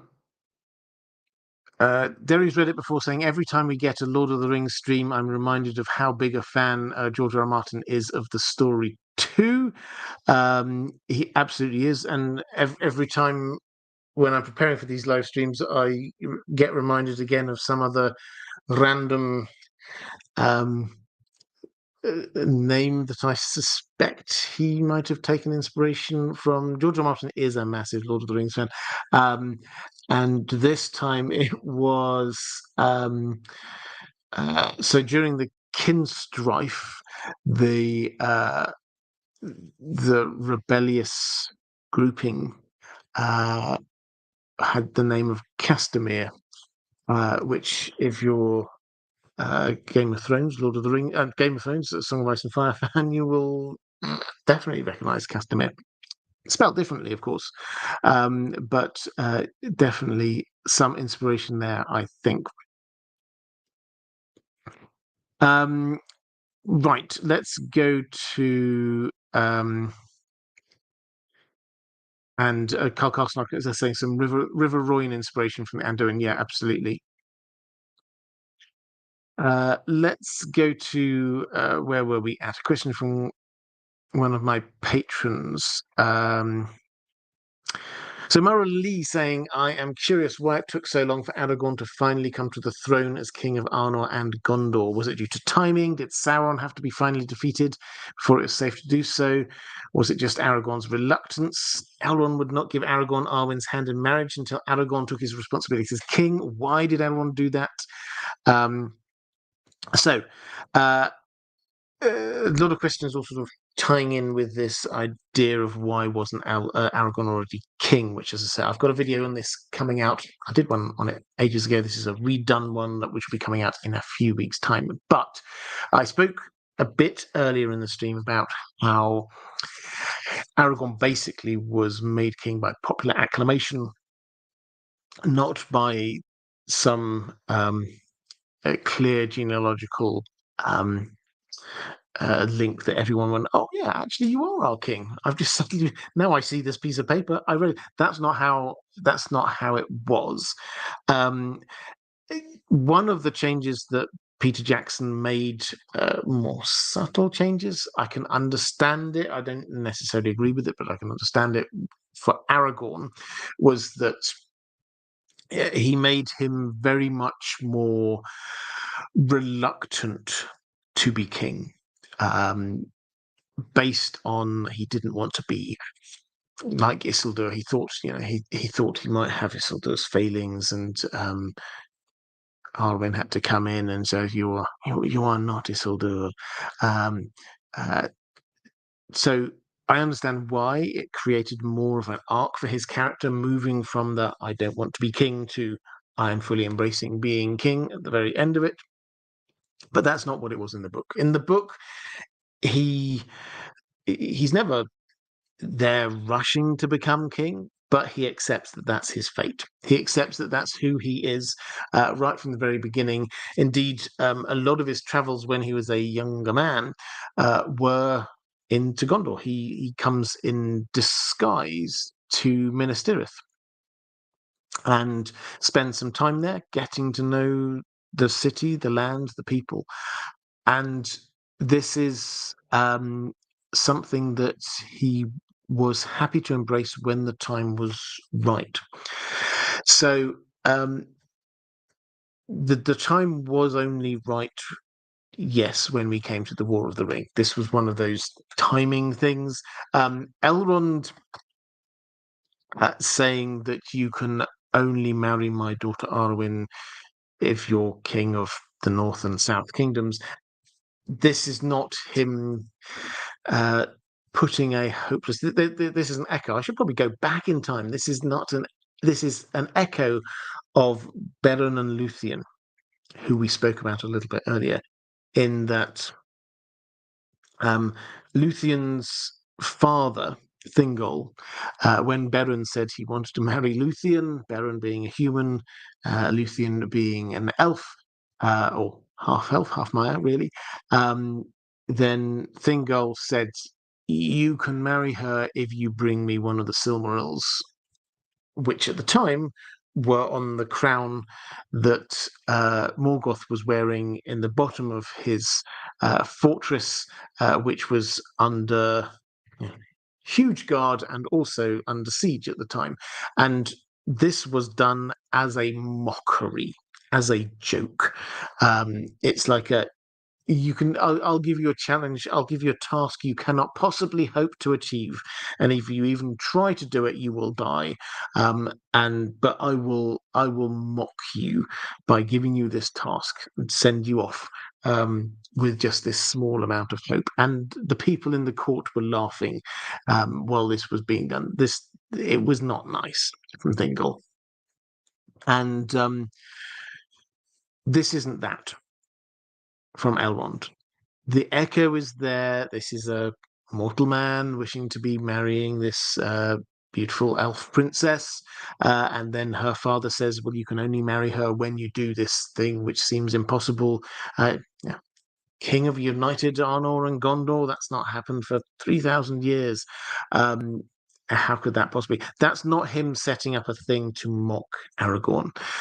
It's not him setting up a thing he thinks is not good. He actively thinks that Aragorn will do this, and once he does, he can marry his daughter. So that's the kind of the slight change in feel we've got going on there. And what we have with Aragorn then is just this slowly but surely collecting together all of these different signs of his kingship. Not in a kind of like, well, I have to go off, I've got a little side quest to go and collect that thing there, I need to go off and do this thing here. All of these things, once I've got them all, I can then push them in front of somebody and say, look, here you go, here's all the evidence. That's not the way it is. It's just that as he goes through the story, those things happen. He gets the sword reforged, the sword that was broken reforged. Narsil reforged into Anduril. He goes through the paths of the dead, commanding the army of the dead, basically in the way that the heir to Isildur only could. He is there fulfilling an ancient prophecy about the hands of the king, the hands of the healer, sneaking into Minas Tirith and doing a little bit of healing. Again and again, all of these different signs that he's the right king. And then he turns up and he leads. He is a natural leader. He leads the army eastwards after the Battle of the Pelennor Fields. And when he becomes king, it's because Faramir, who is the steward, and the stewards, let's not forget, they are the people who are there to be governing Gondor until the return of the king. Faramir stands up and gives this speech and says, here's this guy, and he just lists all of these things. And he basically says he's been victorious in battle for us. He's a really good guy. And here's all of these different things, ending up saying he's from the line of Isildur. He's from Elendil, from Numenor. So he's reaching all the way back in time and saying, this is where we first came from, the height of human civilization, that we're this kind of echo from. This is the line that he is from.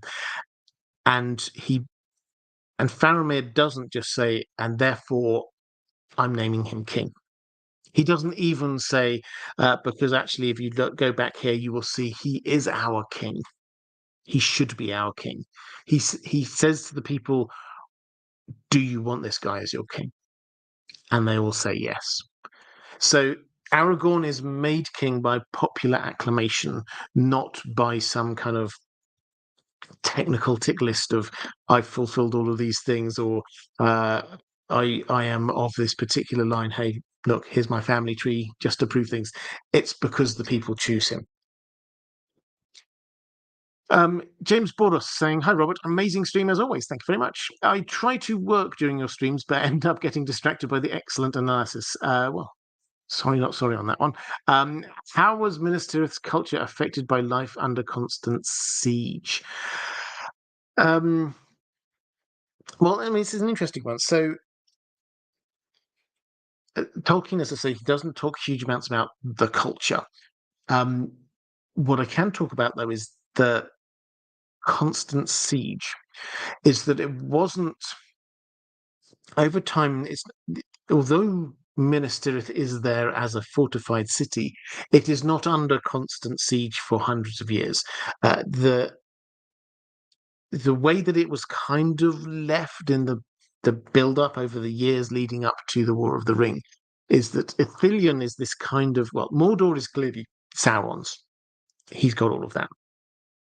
Ithilien, which is the area, let me get this map back up. I can see whether I can do that. Here we go. Ithilien, which is that stretch of land between the mountains of Mordor and the river Anduin. That is broadly under control of Sauron, but it's sort of a no man's land. And that is the area where we first meet Faramir and his rangers, and they're basically doing some guerrilla warfare in there.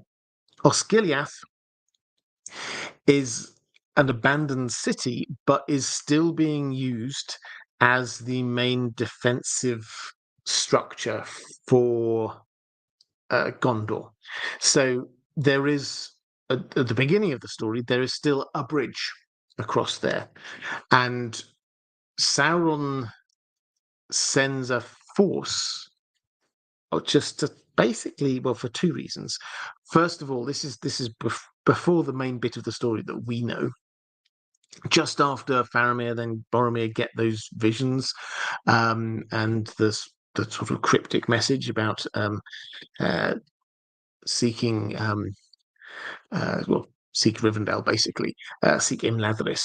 And then after that, Sauron sends a force to attack Osgiliath for two reasons. The first reason is to test out Gondor's defenses. The second reason is he very obviously has the 9 Nazgul, the Ringwraiths, there on display, leading the army, knowing that people will see them.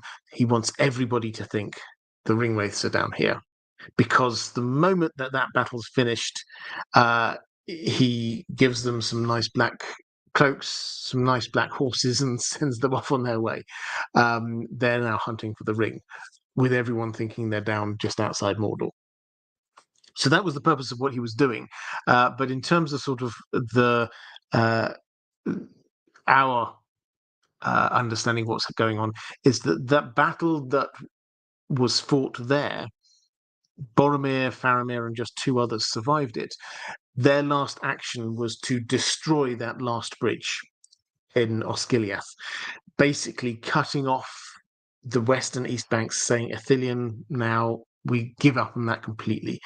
The river is now the border in practice, and they can escape back to Minas Tirith. So until that moment, they were still kind of seeing, yes, Osgiliath was basically a ruin, but they still kind of saw that as being a main part of their defensive structure, which was a good few miles eastwards of Minas Tirith. So Minas Tirith was not under siege per se. The Pelennor fields are the farmlands, which, and the fact that they are the farmlands, I think goes to show, for farmlands to be effective, you have to know that there's not going to be a war fought on them during the course of that year. So that means that they had been reasonably certain that they would be okay on a generally ongoing basis. How did it affect? Although, when I say that, not constant siege, constant threat of siege is probably, I think, the way I would put this. So they were all the way through this, within Minas Tirith, and I say all the way through this, all the way through the second part of the Third Age, they were constantly thinking that they might have an attack. And that meant that the culture was quite a martial one. There was quite a large garrison there. The main bits of public works that seem to have happened from the stewards and the last few stewards were all about improving the defences there. So the focus was not on creating a nice open-air theatre for everybody to be having a good evening out every now and then. It was, we really need to be strengthening this in a curtain wall or something along those lines. So that created a more martial culture than otherwise would have been. Okay, question from let's have a quick chat. I think there might have been one more. I think I'm caught up. Matthias saying, time for me to head off. Thank you to everyone. See you next week. Good to see you, Matthias. And let's take a question from Martin S. You had a couple of questions, I think you said, so I'm happy to pick this one up. This is a question about power and corruption in Tolkien's Legendarium. I've sort of squashed it down in size, if that's okay. You said, I was in a discussion about that on a forum a few years ago, and it got me thinking. Someone suggested that the One Ring and its corrupting nature indicated that in Tolkien's Legendarium, characters cannot wield too powerful artifacts or they risk being corrupted. I do not think that this is the case, or not quite anyway. The One Ring was made for a very evil purpose, dominating the wills of others. That contributes to it, not the One Ring's extraordinary supernatural strength, as it were. Broader point, there's the expression that power corrupts, and it comes out of a sociological context. In that expression, power means ruling over other people, doesn't refer to the power in the wall or an engine or of a computer, etc.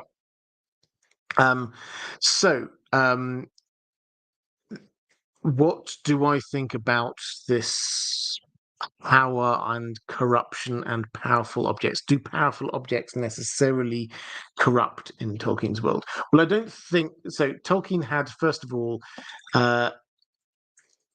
he wrote a huge amount around about the outside of his world and his thoughts on it, but he always stayed very light on details about magic.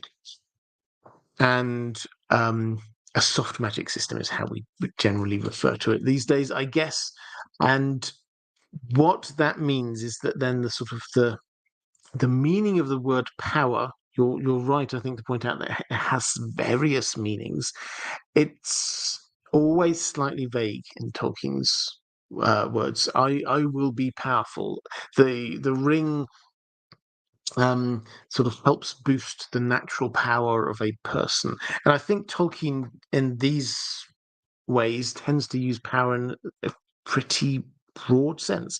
The power of a person, it could be the magical powers that they have, it could be physical strength, it could be their charisma, it could be any number of things about who they are, their intelligence, their ability to navigate the world, whatever it is, that could be considered to be their power. And what the One Ring seemed to do was to make that greater. Now, what does that mean in practice? Well, we can see, for example, that when Sauron thought that Aragorn had the ring, one of the reasons that cemented that in his mind was he saw Aragorn marching towards the back gate with an army, a small army that couldn't possibly hope to win. And he thought, first of all, that this must be evidence that the ring is corrupting him and making him lust for power, but also that he could be commanding or inspiring people to just march to their deaths is also evidence that he probably had the ring. Now, Sauron was obviously wrong in that instant, but it's his thinking that we're talking about here. So power can just mean sort of a personal abilities and things like that.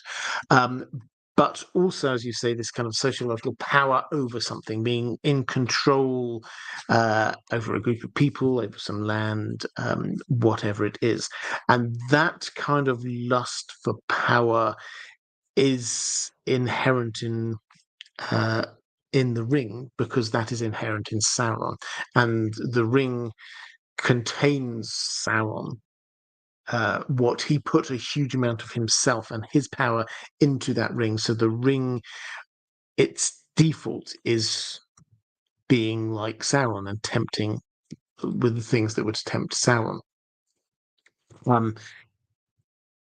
So when we get Sam tempted, he gets tempted with being the world's greatest gardener, having like a garden that goes on for miles, which makes you go, oh, bless him, what a guy. But this sort of shows is that it actually, that's not really what Sam wants. If you really want to tempt Sam, it's like a nice cozy home somewhere in the Shire, with a Rosie on his arm, and maybe somebody bringing him a nice cool pint of beer. That would be what he really wants in life, not this great power.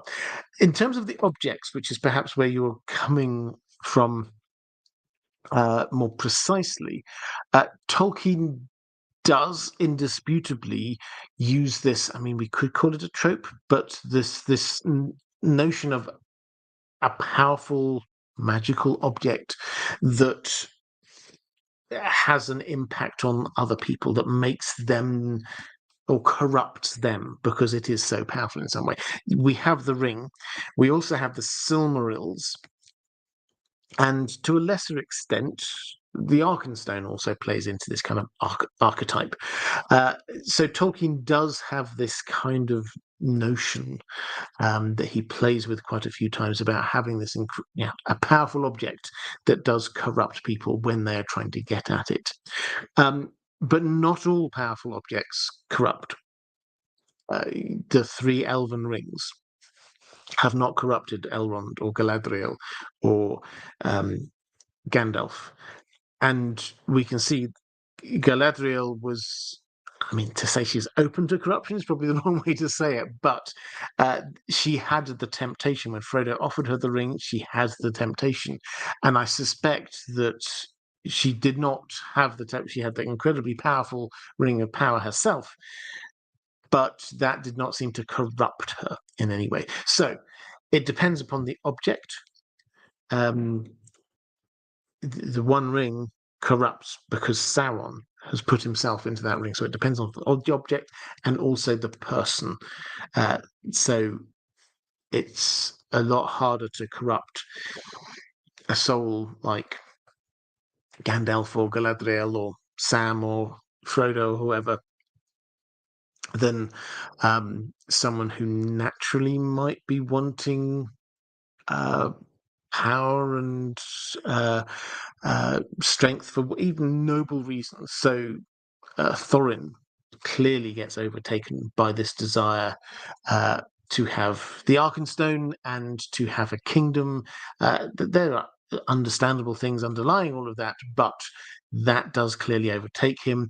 Boromir wants the power of the ring because he wants to be defending his people. Again, starts off with noble ideals, but probably that would have descended for. So it's about the object and it's about the person.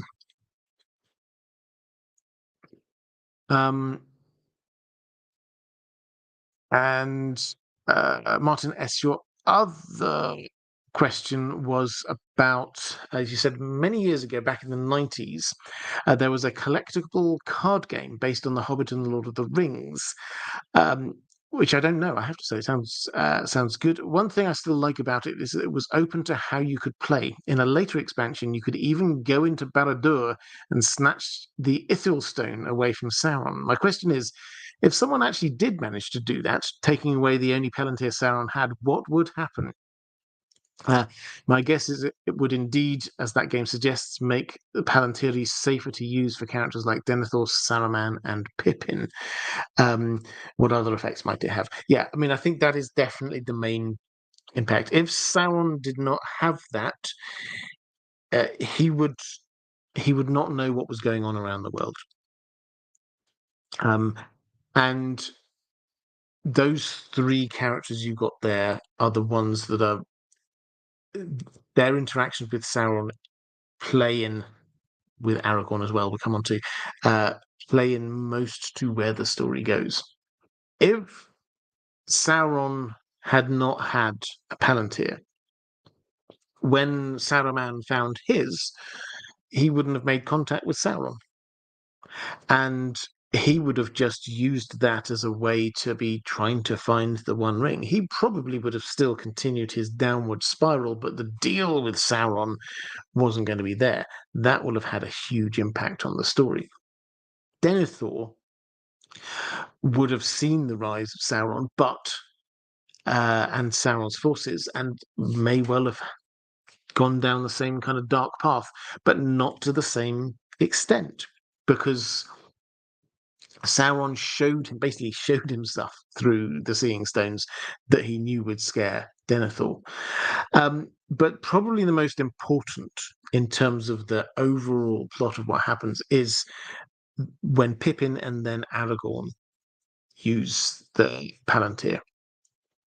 Pippin does it just because he's being a fool of a took, obviously. He looks into it. Sauron sees him, and that is pure chance. Just as an aside here, the way that the Palantiri work is that they're we think of them as like this kind of crystal ball. They're more like a magical telescope. You have to point it in the right direction.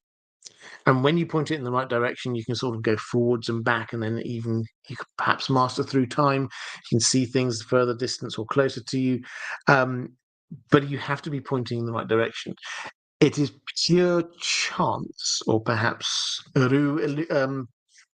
Iluvatar intervening in the story, but it's chance that Sauron happened to be looking in the direction of Orthanc at the time, through his Palantir at the time that Pippin picked it up and looked. That convinced Sauron, who was looking for Baggins, Shire, he was looking for hobbits, and he saw a hobbit at Orthanc, and he became convinced that must be the hobbit who had the ring. And that's now at Orthanc. And then the day after, Aragorn picked up the stone and basically challenged Sauron face to face. He stood. This was a mental battle between him and Sauron. Aragorn's not given enough credit for this. It's a hugely intense thing for him to do. He has this mental battle with Sauron to the extent that by like beads of sweat afterwards, out of breath, I think, as well. And he's there and he's basically says, "Do you know who I am? I'm the heir of Isildur. Do you know what this sword is? This is the sword that cut the One Ring off of your finger before. And I'm coming to get you." That's basically what he did. I mean, this is like, think Liam Neeson on a phone call. That's the kind of vibe we've got going on here. Aragorn just basically throwing down the gauntlet. And that first convinced Sauron that Aragorn must now have the One Ring, because who would be so bold as to do that? Come and challenge him direct. Only somebody who's got the One Ring. He must have taken it from the Hobbit. So that directed Sauron's thoughts to where's Aragorn. And once he'd done that, he then turned his eye away from Frodo, and Frodo and Sam could work their way into Mordor. So those are the kind of the longer term impacts. There will be another one about Sauron wouldn't have known as much about what was going on and be able to time his troop movements, etc., etc. But the biggest thing will be the fact that it allowed Frodo and Sam to get to the Cracks of Doom. Martin S. saying, "I think the word power in Power Corrupts is closer in meaning to dominion than to power or might, the way those words are used in Tolkien's story." So I think Tolkien uses power in a number of different ways. So I think you're very right. I think so. To have power is different, though, to the rings of power being powerful. So a ring of power is a ring which has intrinsic strength and qualities in and of itself. It can do magic or something like that. Ring of power, it can turn you invisible. That's a powerful ring. But when we're talking power in the sense that you're saying, yes, absolutely, power corrupts. This is the having authority over people, which incidentally, if you go back, the reason why Galadriel's story arc is so interesting is that if you go back to the beginning, the reason why she came across to Middle-earth, the reason why she stayed in Middle-earth is, and Tolkien doesn't ever call it a lust for power or anything like that, but she had eagerly desired to rule her own lands without instruction from anyone. She wanted power. Galadriel, early Galadriel was power hungry, and that is why when we get to the end of the story and the ring tempts her and she goes through all of this, not just like how powerful will I be, I'm going to be this amazing person. It's like I will be in charge. All will see me and fall in love with me and be afraid of me. I misquoting, the language is astonishing there. But that's the feel, is that there's two layers going on. I will be powerful and I will have powerful, or power as in dominion. So yeah, I think you're right to sort of tease out those differences. Um, Steve Ashley and Turner saying the Istari had their power limited, but was Sauron's. We know, for example, that Melian still had or seemed to have her power as a Maya. Shouldn't Sauron still have Maya power too? Yes, with a big asterisk next to it. So Sauron, so the Astari, the five Astari, we're told again, this is in the nature of Middle Earth. It was fantastic revelations on this. We're told basically the answer to a kind of a throwaway line, or an intriguing line, in I think it was the Lord of the Rings, when the Astari basically they come to Middle Earth clothed in um, this the body of an old man, with sort of a dampener on what their abilities and what they can do. And there's a throwaway line that I'm going to misquote because I can't remember it exactly, but it basically says, and this is to rectify mistakes of the past. And that was always kind of like, people obviously speculated and people had some sort of ideas, but in the nature of Middle Earth, it becomes apparent that what those mistakes of the past were when they came back way a long time ago, when Melian was there as well, and they came back in full power. They came to look after the elves in full power and basically usher the elves over westwards, um, to a man where the Valar thought that they would be in more safety, probably would be. But them having all this power on display actually made the elves go, well, hang on a moment. You say this is optional, but you're kind of like massively powerful beings coming here telling us to come this way. Um, and that kind of backfired, and they started spreading rumors about and gossiping about what the motivations really were. Did they actually just want to be ruling over the elves? Why are they in power like this? And so that was the mistake of the past, is coming in power. So the Istari, when they came in the Third Age, rectifying the mistakes of the past, this time they didn't come in power. They didn't come. Gandalf wasn't there to direct events, to say, to go to Elrond to say, right now you go over there, you do this. Galadriel, now it's your turn to do this kind of thing. Aragorn, follow me. We're going here. That's not what they were doing. What they were doing was to support and encourage and to guide, rather than come in full power and take over. So that's the kind of the long intro to this answer. What was with Melian? Melian, it would appear, stayed in full power because she basically stayed in Middle Earth. She married Thingol, and then left in the First Age and headed back. She didn't come with the Astari when they came back in the Third Age. Sauron, when he came across, he was at his full power, but he poured a lot of himself and his power into the One Ring. So the Sauron that we find, Tolkien tells us, when he had his ring, then he was even more powerful. When he wasn't in possession of it, then he was less powerful. And if it got destroyed, then basically he would be gone.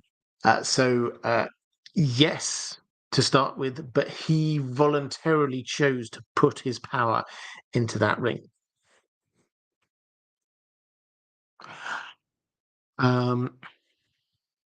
Thios Ballerina picking up a question for Bryson Chung. How did the Oliphants cross the Anduin to get to the Battle of the Pelennor Fields? Well, it's a great question. I mean, there's a lot of big boats, I think, is the answer. They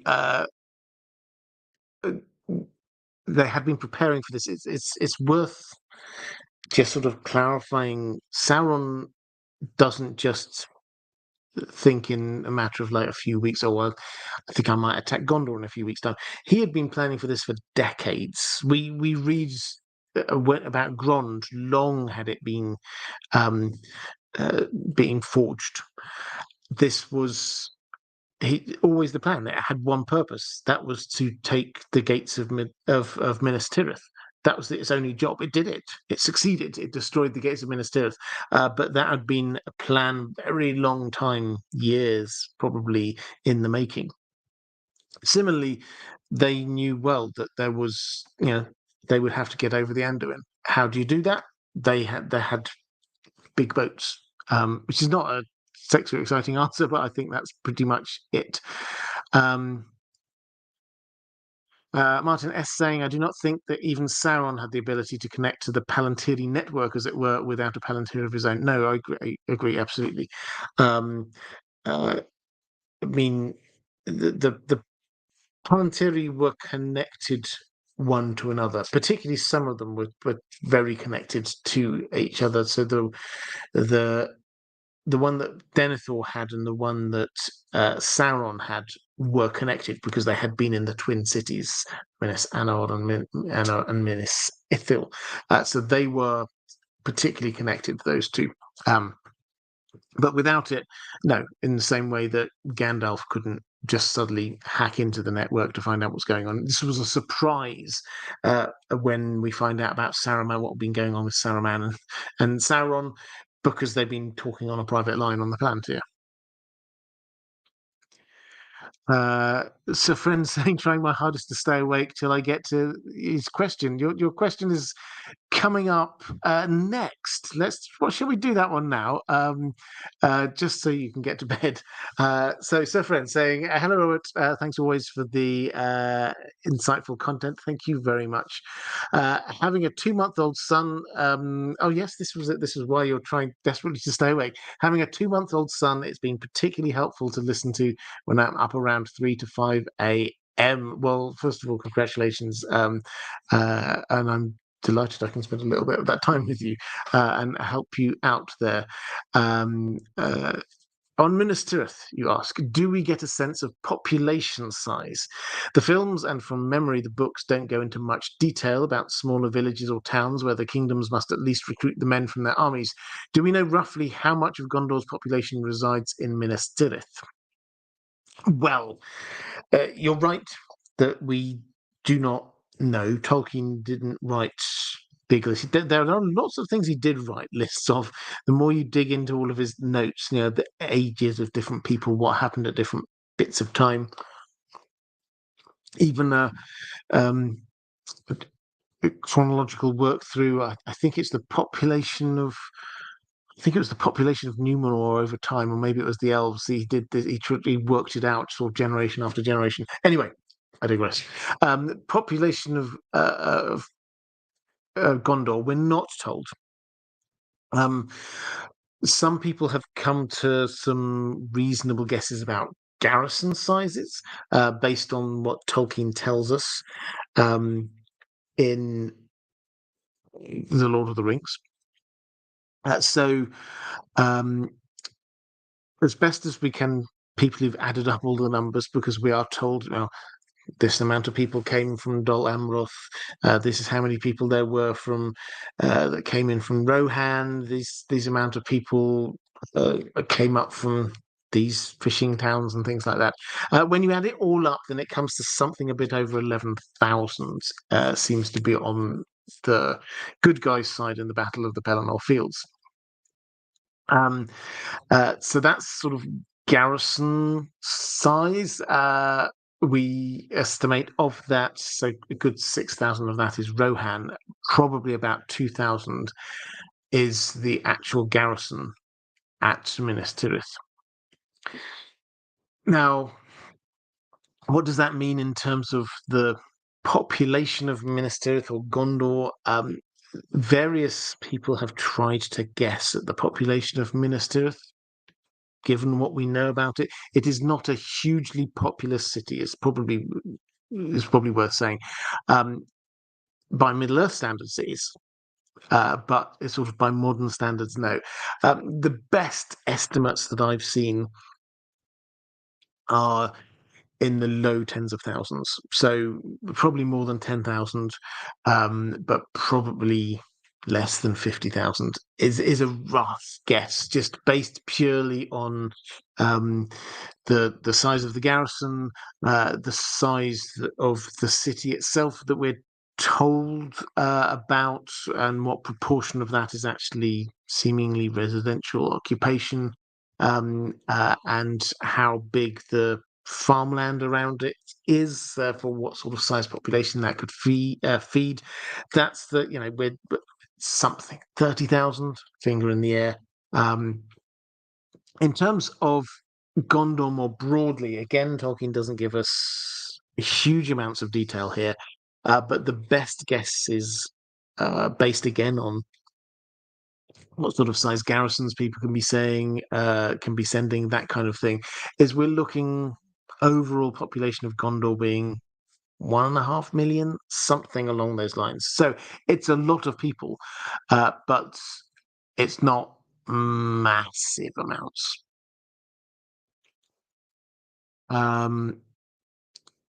Right, let's go to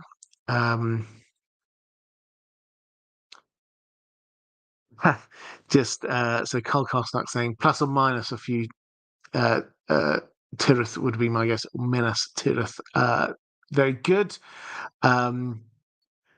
And let's go to Martin S. Was there any way, short of an intervention by Eru himself, to sever the one ring from the other rings of power so that the latter wouldn't lose their abilities with the destruction of the one ring?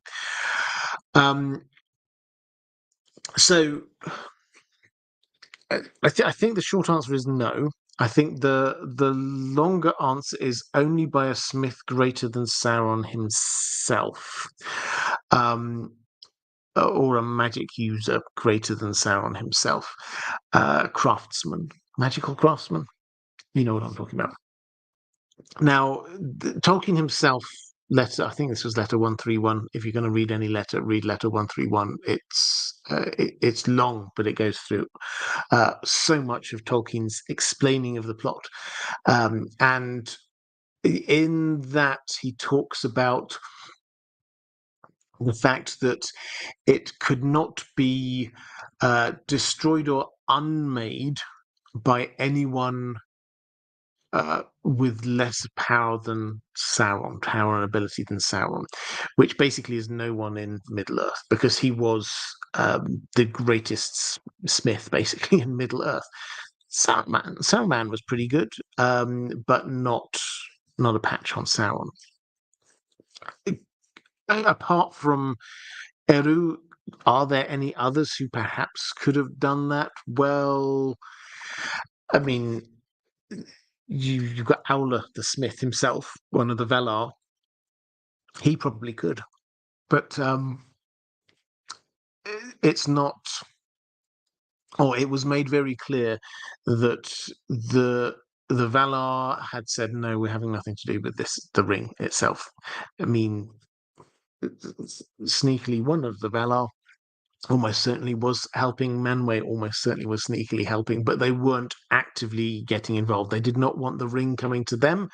They were not going to actively personally go over there and sort things out. They'd done all of that. Now was the time for the people of Middle Earth to be dealing with this stuff themselves, which you can view it in a number of different ways, but from their perspective, it was like the equivalent of their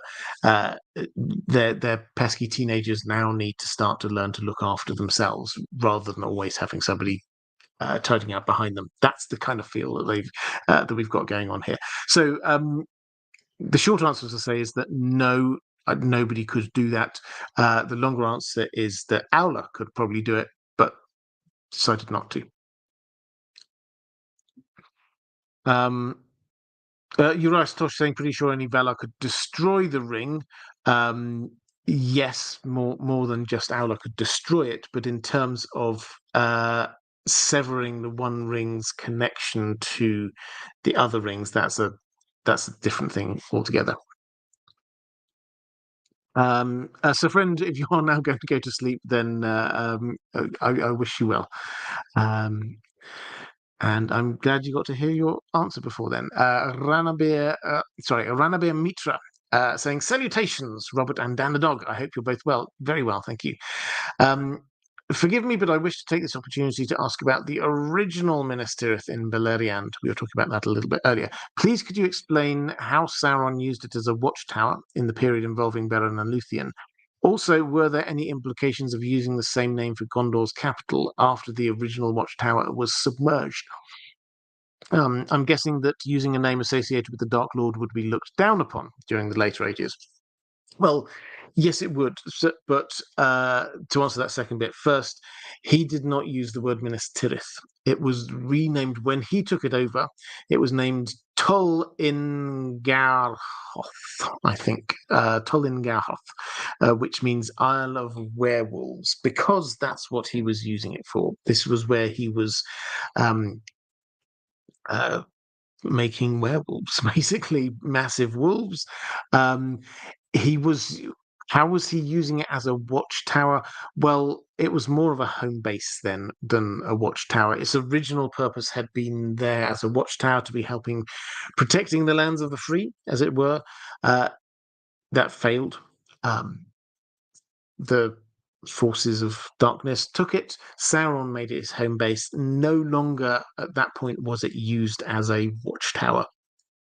Then the whole island, not just the tower itself, then was used as his base for all of his various evil practices. So that is why it wasn't sort of Minas Tirith wasn't a sort of tainted name, as it were.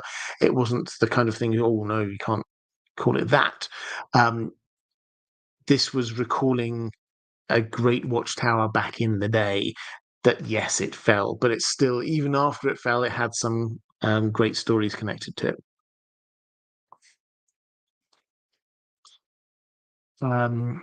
Okay, so Matthew Martell saying Minas Anor becomes capital of the South Kingdom around 1640 and is later renamed Minas Tirith after the loss of Minas Ithil in 2002.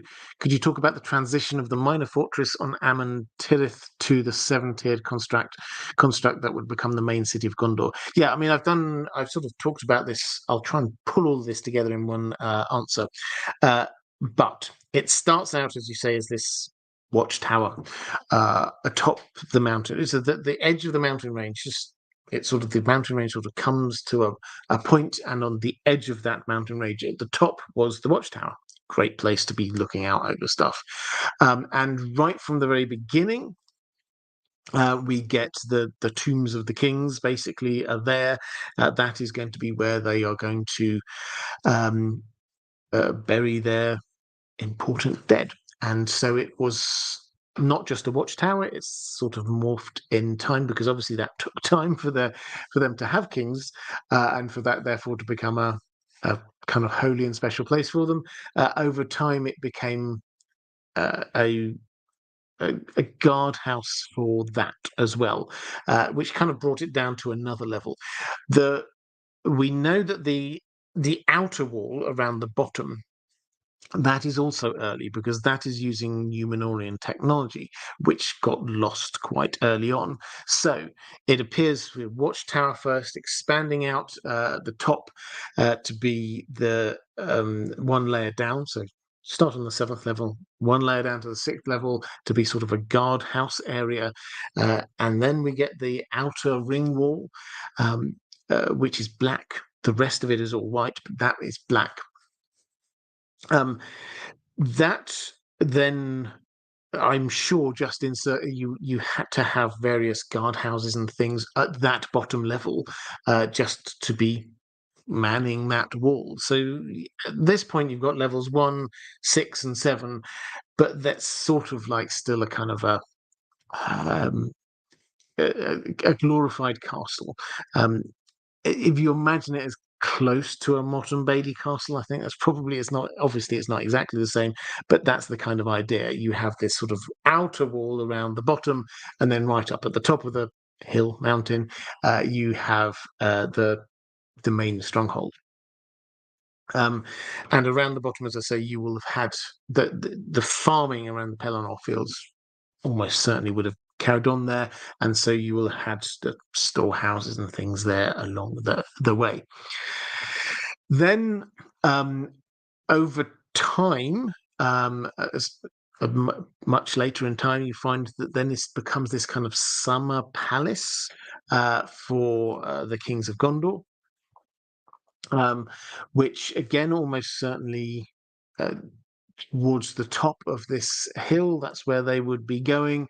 It's a little bit cooler up there during the heat of the summer, and once you do that and the court was coming across, you actually then had to be creating quite a lot more residential feel.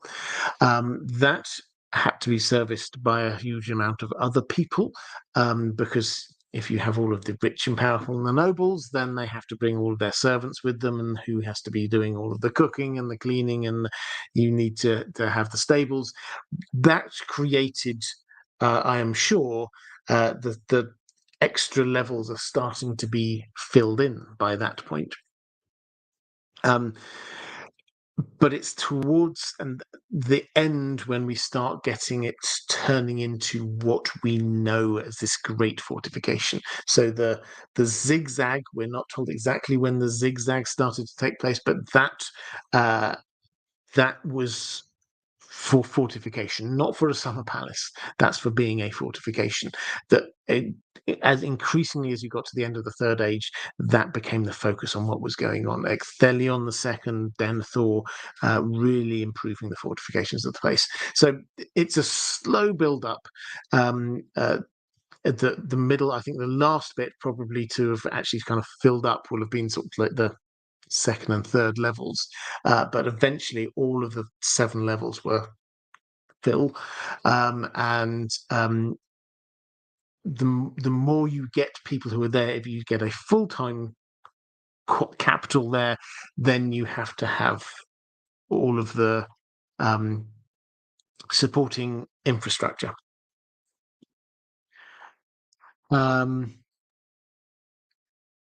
Martin S, I think you just retracted your question there in the chat. Do drop it if that was an accident. Do drop it into the chat, and I will pick that one up. Carl Cartnock saying toll or tell is a term for mounds that build up over successive layers of cities, civilization being built up in a specific location. Very common in the Middle East, etc. Yeah, interesting. Let's go to a question from Gina Z saying, I am interested in learning more about the history of Rathdynan. This is the where the kings are buried, and the Hallows. I read recently that Elendil had lain in the Hallows and then was removed to Halifidian, and then eventually brought back to the Hallows. Could you talk more about how or why his remains were removed several times? Yes, absolutely. So they were probably, after Elendil was killed, he was killed in, we know, the Last Alliance in this fight against Sauron. He was killed just before Isildur cut the ring from Sauron's finger. What happened after that is that for a year or two, Isildur hung around Minas Tirith, hung around Gondor, and he reading between the lines, he wasn't really succumbing to the ring's power so much. He thought that he could use it for good. So many people think they can use it for good. Um, he eventually decided that he probably couldn't, and eventually he headed up where he was going. He was going to the Northern Kingdom to his new home, but he was going via Rivendell to give the ring to Elrond to discuss what we're going to do about this. But before he did that, he took Meneldil, his nephew, who was taking over as king of Gondor, and he basically taught him how to be a king for a couple of years. And he did this rounds of the circuit of Gondor, going all around the outside of Gondor, looking at the extent of the kingdom, discussing stuff with him. And they ended up in the midpoint of what was then the kingdom of Gondor, which was the top of this mountain range that Amon Anwar, it was called, as you've got it here, Halifirian. That's another name for it, which comes up, I think, a bit later, really. So he takes Meneldil up to the top of this mountain, which he says is the center point of Gondor. And he takes and he builds a tomb, the tomb of Elendil. And he buries him there. He says, "This is a hallowed place. This is the center of Gondor. This is the middle of the kingdom, and this is it's a secret place, but it's a special place that the king of Gondor should come up here and bring their heir with them. But that's it." And so Elendil may have been his remains, they will have had to be somewhere for the couple of years before that, in Rathdainen and the Hallows in what was then Minas Anor. But clearly Isildur, by that point, it's clear when we're talking about this is the holy place where they buried all of the kings and stewards of Gondor. Elendil was the first high king to have died. So at that point, yes, they probably had created this burial place, but no precedent had been established that that's where the kings were buried.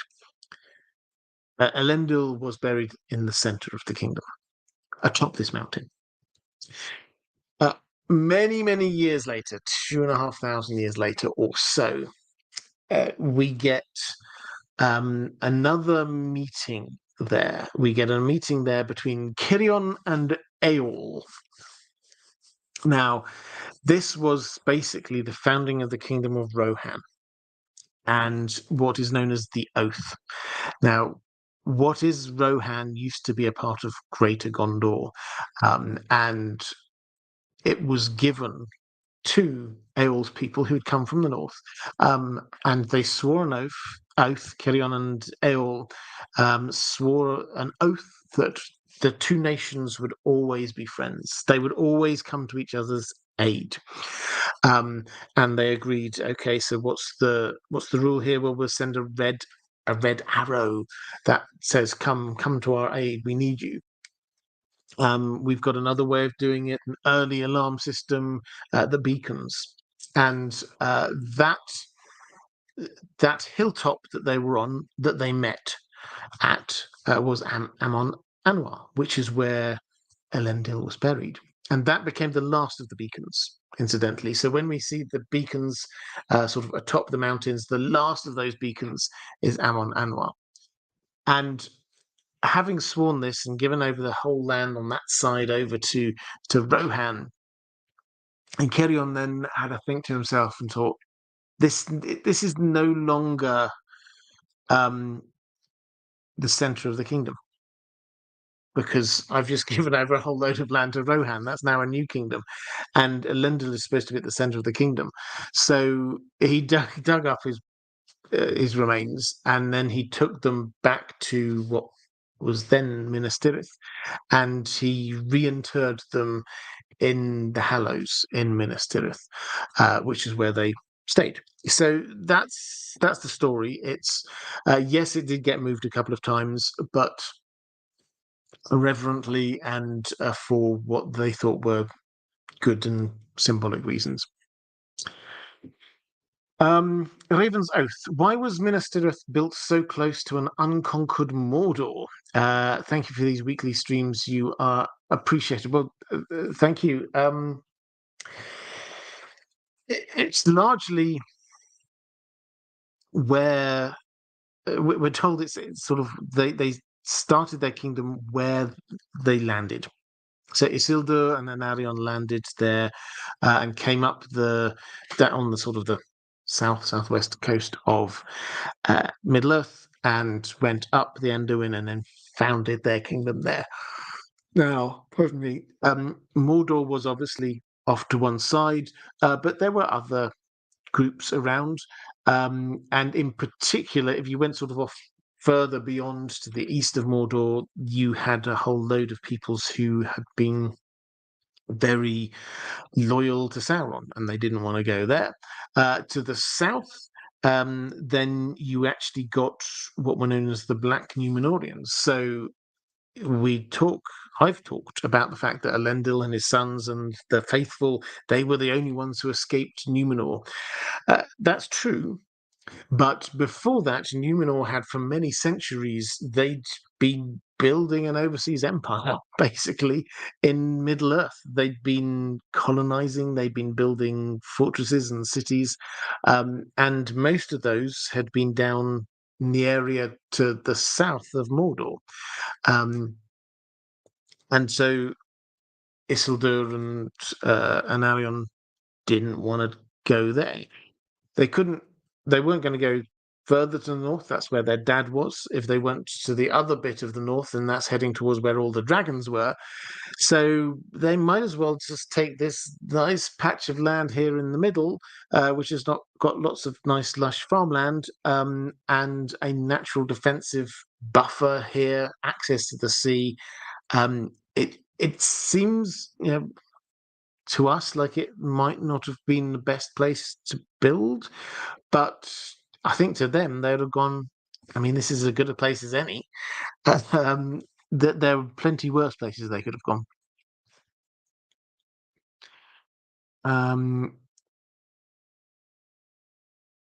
Let's go to Agreed Weirwood saying Martin I think is picking up a question from Martin S.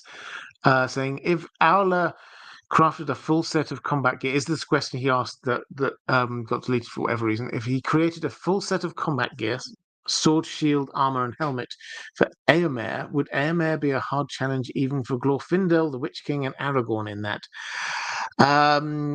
Well, if Aula created full combat gear like magical stuff like that, then yeah, definitely Aragorn. He could take him. As for the others, the Witch King and Glorfindel, well, I mean, I think that they would.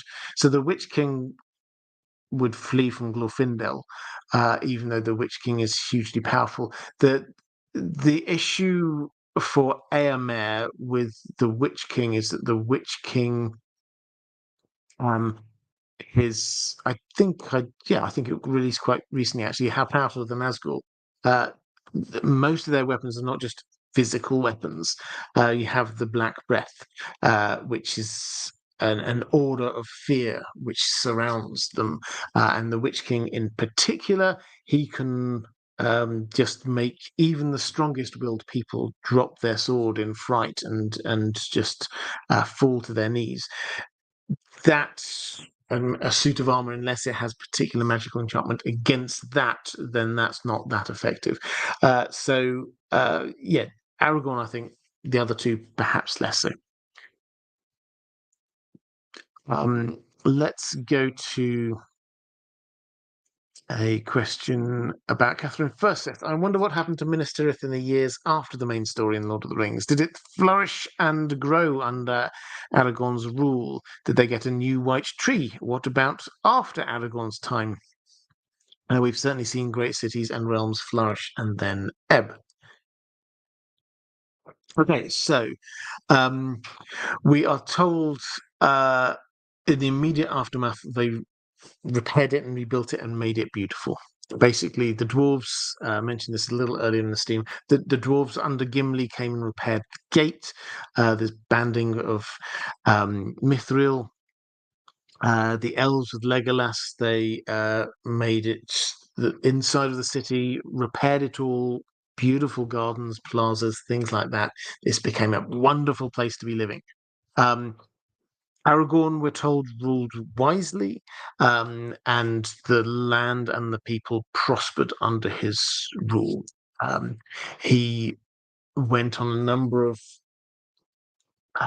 expeditions out to secure the borders, for want of a better phrase, freeing slaves in Mordor, ensuring that the neighbours to the south and the east were not going to be a problem. He gave freedoms and lands to the Woses and to the Shire.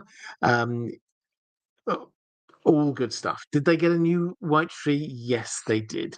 Aragorn and Gandalf climbed the mountain behind Minas Tirith and found a sapling. It was there all along. It was a sign.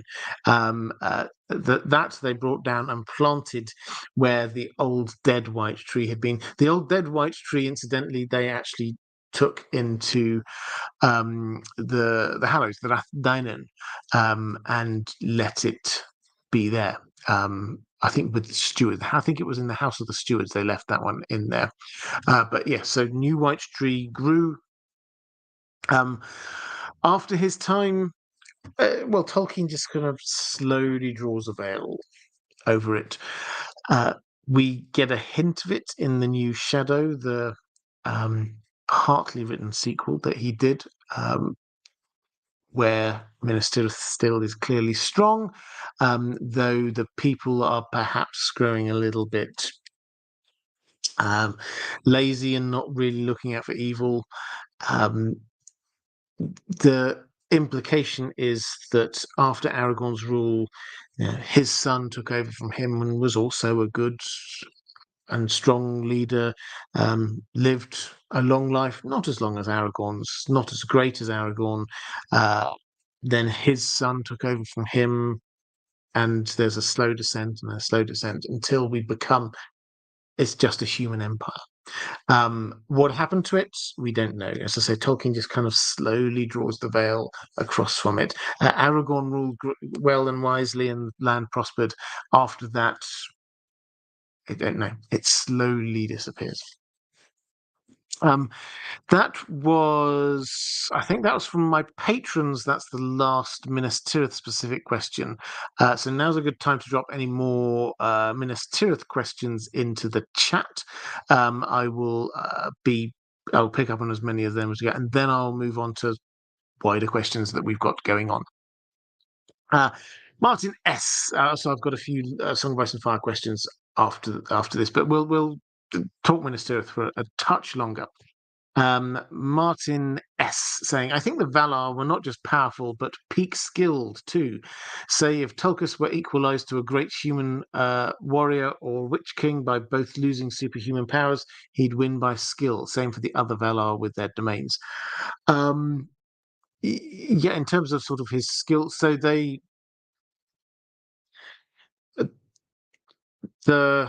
I mean, who were you using here? So you had Tulkas, great fighter. Each of the Valar had they weren't just powerful beings. These were beings created before time itself. Each of the Valar had within them kind of an expression of God, Haru, Iluvatar, and that they understood that part of the world and creation, and they kind of exemplified it. So you get, if you have kind of the setup. Tolkien obviously loved his mythologies. The setup feels very much like the pantheons of Greek gods or Norse gods or whatever, but they are all kind of, yes, they're independent, but they each have this kind of spark from God, the one God above them, in that particular area. So, for example, Aula, as we were talking about him a little bit before, the smith, it's not just that he's very good at being a smith, he embodies smithery crafting.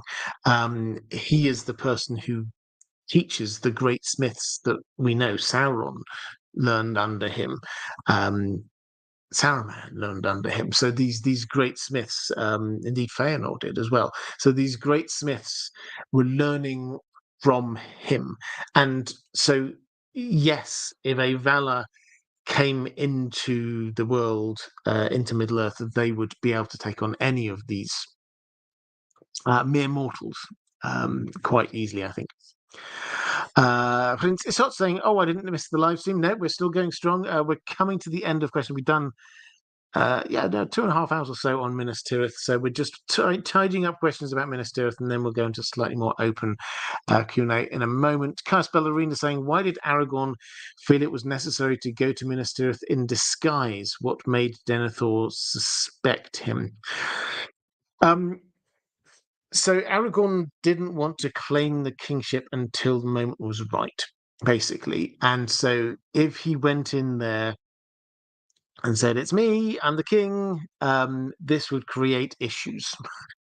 He knew what had to happen. He knew that he had to head off east. He had to play his role in what was going to come. Um, if we had this whole debate about succession beforehand, that would slow things down. It would cause division within the camp. This was actually a really sensible move on his part. I think he went in there in secret. For those who don't know this bit of the story, after the Battle of the Pelennor Fields, there were quite a few people who were seriously wounded. And particularly with the Black Breath that I was talking about a moment ago, which it doesn't just scare people, it can actually leave them under this shadow that can basically lead to death in the long run. Faramir and Eowyn both got struck by this, and Aragorn sneaks in. Aragorn is a great healer. He rather humbly says, "Oh, I wish Elrond were here. He's better than I am." But Aragorn is a great healer. He has the Elf Stone, which is a magical kind of healing stone, and he has his own abilities that he's learned off Elrond, and he just comes in and says, "Oh, we need go get me these herbs." Kingsfoil obviously cures everything. And he cures people, he heals people, and this is the fulfillment of the prophecy: the hands of the king are the hands of a healer. If he'd gone in saying, "Hi, I'm Aragorn, I'm your rightful king," and then started trying to heal people, that would create an entire different situation. So it simply was the time was not right. As for Denethor, why he knew Aragorn existed. Denethor did. He knew that Aragorn wanted the throne. He knew that Gandalf was on his side. He knew that Faramir sided with Gandalf, and he was starting to get really quite paranoid. So, from Denethor's perspective, a dangerous place to go into, try and get into Denethor's mind. But the stewards, because we don't see much of the history of Gondor, like we haven't watched much of it. We just watched the last few years, few months, weeks even, of Minas Tirith before the War of the Ring. We don't stop to think the stewards, by which we mean Denethor's ancestors, his family, had ruled for 1,000 years. Now, they had rejected the only line of kings who could potentially sort of claim to be the returning king. uh, they they were kings in all but name. Basically, they might sit there saying, "Oh, we're just waiting for the true king to return." They didn't think the true king was going to return. That started out when their actual king rode off to answer a challenge from the Witch King and then just did not come back. And so they said, well, hopefully the king's going to come back at some point, but we'll put a steward in charge until he does. And that's it, just carried on from there. There is no actual expectation that there's a king out there who's going to come back. Uh, so Denethor, when he figures out there's somebody here who is going to basically at some point claim the throne, that is challenging 1,000 years. That's as long as the British monarchy has been around, which feels pretty established by this point. The stewards ruling Gondor felt pretty established by that point. Okay. Daniel Dipka saying Aragorn made it across the whole board, got to Minas Tirith and said, "King me." Yeah, pretty much. Right. Okay, so that is. Feel free if you've got any more Minas Tirith questions, drop them in the chat. Casper Arena saying, "Do you think mulips are real, once real but now gone, or perhaps tales of Gollum that have twisted or expanded over time?" Probably the latter would be my guess. I don't think I've got a strong view on that one. So Paul Al Gaib. Having written it down, I now and said it out loud. I see what you're doing with that. Paul Al Gaib saying, "Hi, Robert. New on Patreon. Welcome. Fantastic to have you. If you are, I should probably say, if you are a patron of mine, thank you. I hugely appreciate it. This is the best way to support this channel. If you wish to do so, there are links. Well, there'll be one if you're watching live in the chat. If you're watching back a bit later, down in the description. Patreon's the best way to support this channel, if you wish to do so. But patrons, thank you.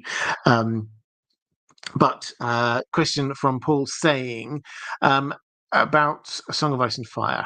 As a show-only watcher, I wondered if in the books Daenerys ever asked Barristan Selmy about her mother, Rhaella. With her being a bit of a feminist, I would expect so. Yes, yes, she does. So Barristan Selmy is over in Meereen, and Dany does ask him various questions about her past, her family in particular, which is understandable. As he knew them, he'd been around for a long time. Those, I have to say, are some of the most frustrating conversations in all of A Song of Ice and Fire, because Barristan Selmy so many times is on the verge of saying something really interesting, and then Dany goes, "Oh, I'm a bit tired now. Let's talk about this some other time." Or somebody knocks on the door and comes in, and it's like, "There's an important thing here," and it's like, "Okay, we'll carry on another time." A lot of the time, he gets cut off, but she does have this conversation. She has decided. To marry Hisdar. It's a pragmatic decision. It's a political decision. It's not who she wants to marry. Um, she's got this thing going on with Dario at the time as well. And while she's getting ready and going for the wedding, then Barristan is there as head of her Queen's Guard, basically, Lord Commander. And she thinks about her parents. It's her wedding day, basically, and she's thinking about her parents' wedding day. And so she does ask Barristan there about her parents.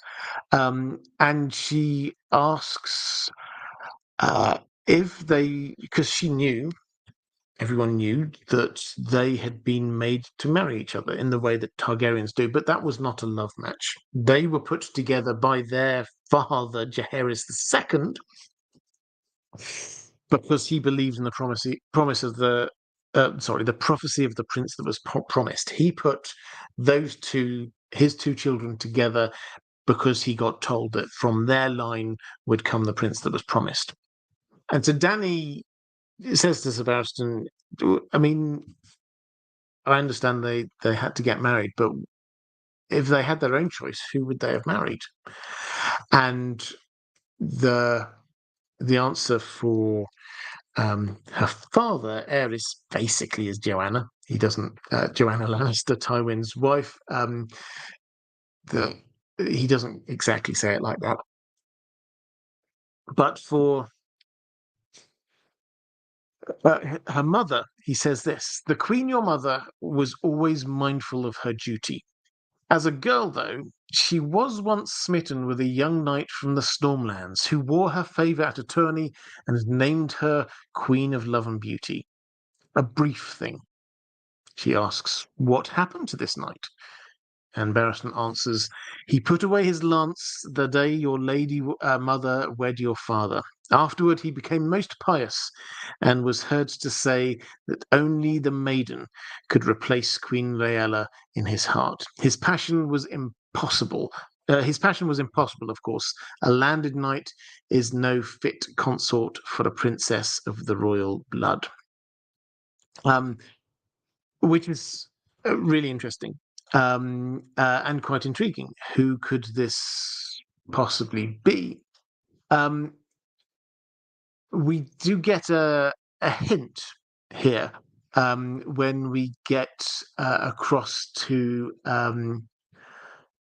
Well, actually, it was earlier. It was the book earlier that this happened. Jaime heads off to the Riverlands to be doing basically reclaiming places and for the crown areas that they have lost or areas that are being held by opposition forces. And one of the people with him is this guy called Sir Bonifer Hasty. Now, we don't really know huge amounts about this Bonifer Hasty. He's a sort of an older knight. Jaime has this vague knowledge that he used to be quite a good tourney knight, and then something happened. He didn't know what happened to this guy, and he gave up doing the tourney thing, and he turned to religion, basically. And he founds this Holy Hundred. 100 pious knights who he then leads as this holy order for the faith of the Seven. And Jaime chats to him a bit. He doesn't really seem to get on with him all that well. He wonders whether they're actually any good at fighting. He thinks there's not really much evidence one way or the other.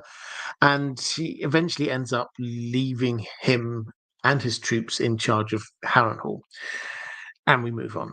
The story moves on.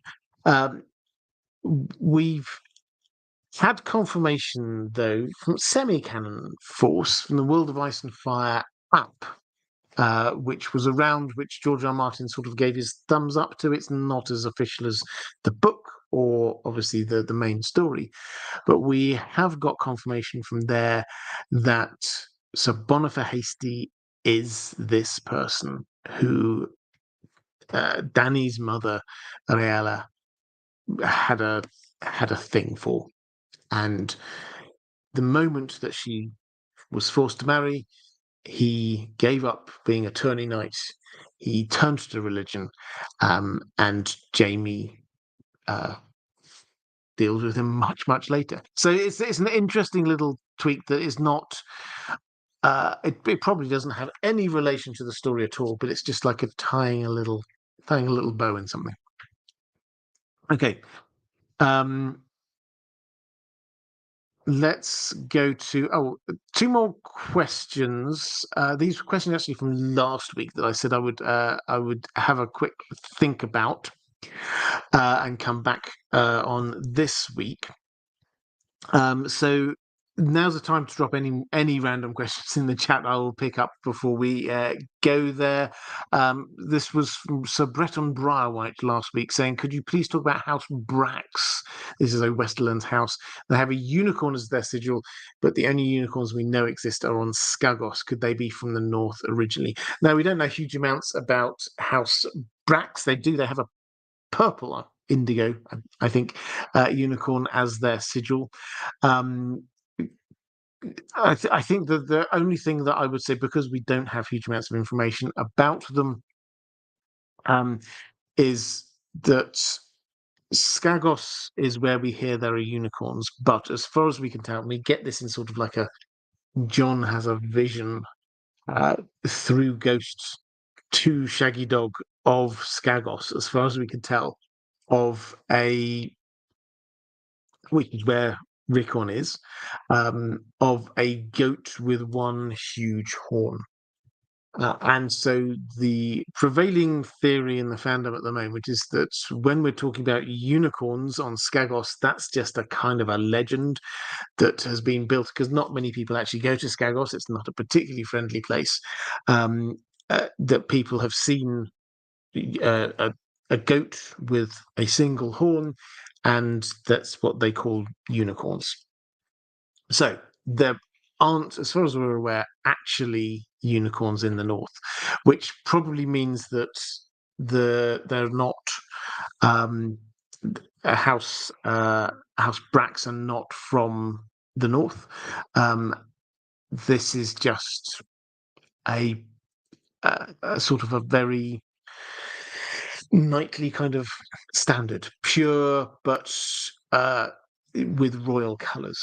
Is probably what they're trying to be saying. If you have a unicorn, that is like purity and good and right, but indigos and purples are quite royal colours. So it's like we're righteous, but we're also powerful. That seems to fit the characters that we meet in the story, who are from House Brax. One of them, Lord Brax, drowns in the river during, I think it was the battle when I forget the name of it. Might have been the Green Fork, but he ends up in the middle of the river, and he's wearing such full plate armor, preposterous helmet that he just sinks. Which kind of fits with this rather vainglorious sigil that they've got going on. Carl Karsnark saying horny goats are the best goats. They are indeed. And Chaos Ballerina, this was the other question from last week, asking about House Broom. Did any of House Broom with an E at the end survive the dance?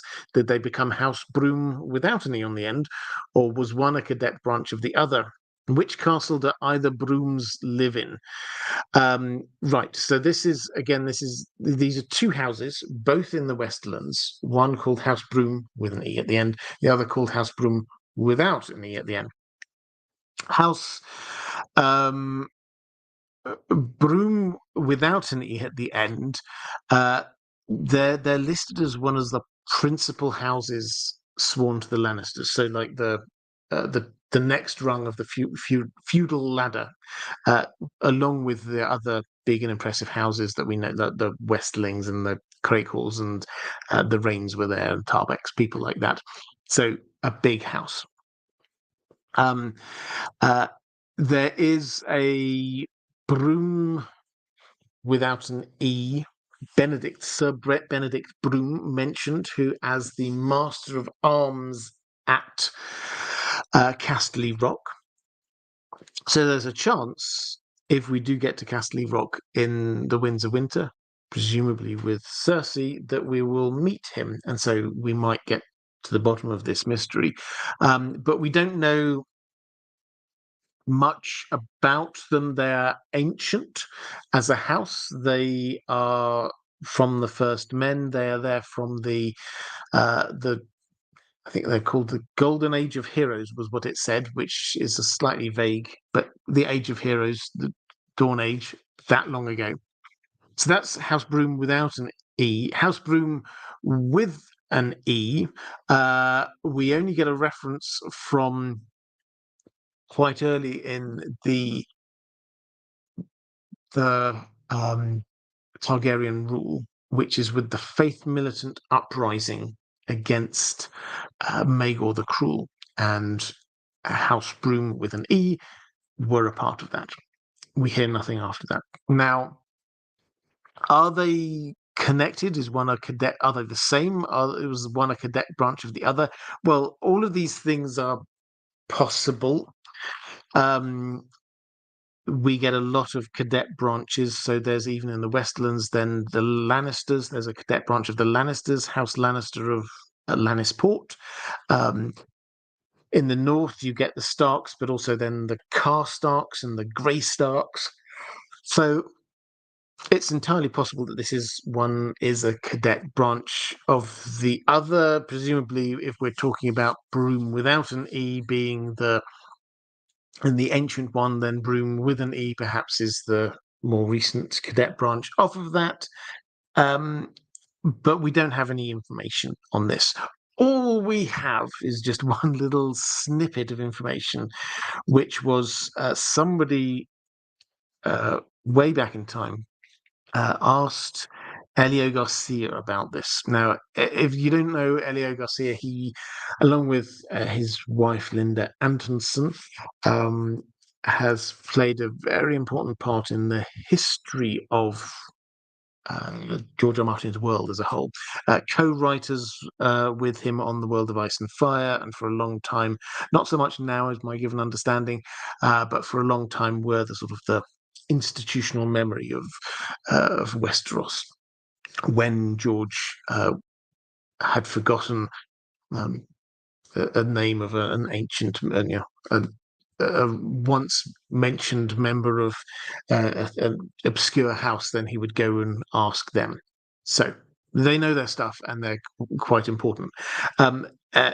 Elio was asked about this once, about whether House Broom with an E and House Broom without an E were actually the same and it was just a typo. And Elio's response, unhelpfully, end of this conversation, end of our knowledge from this, was, I remember this coming up once, but I can't remember what happened.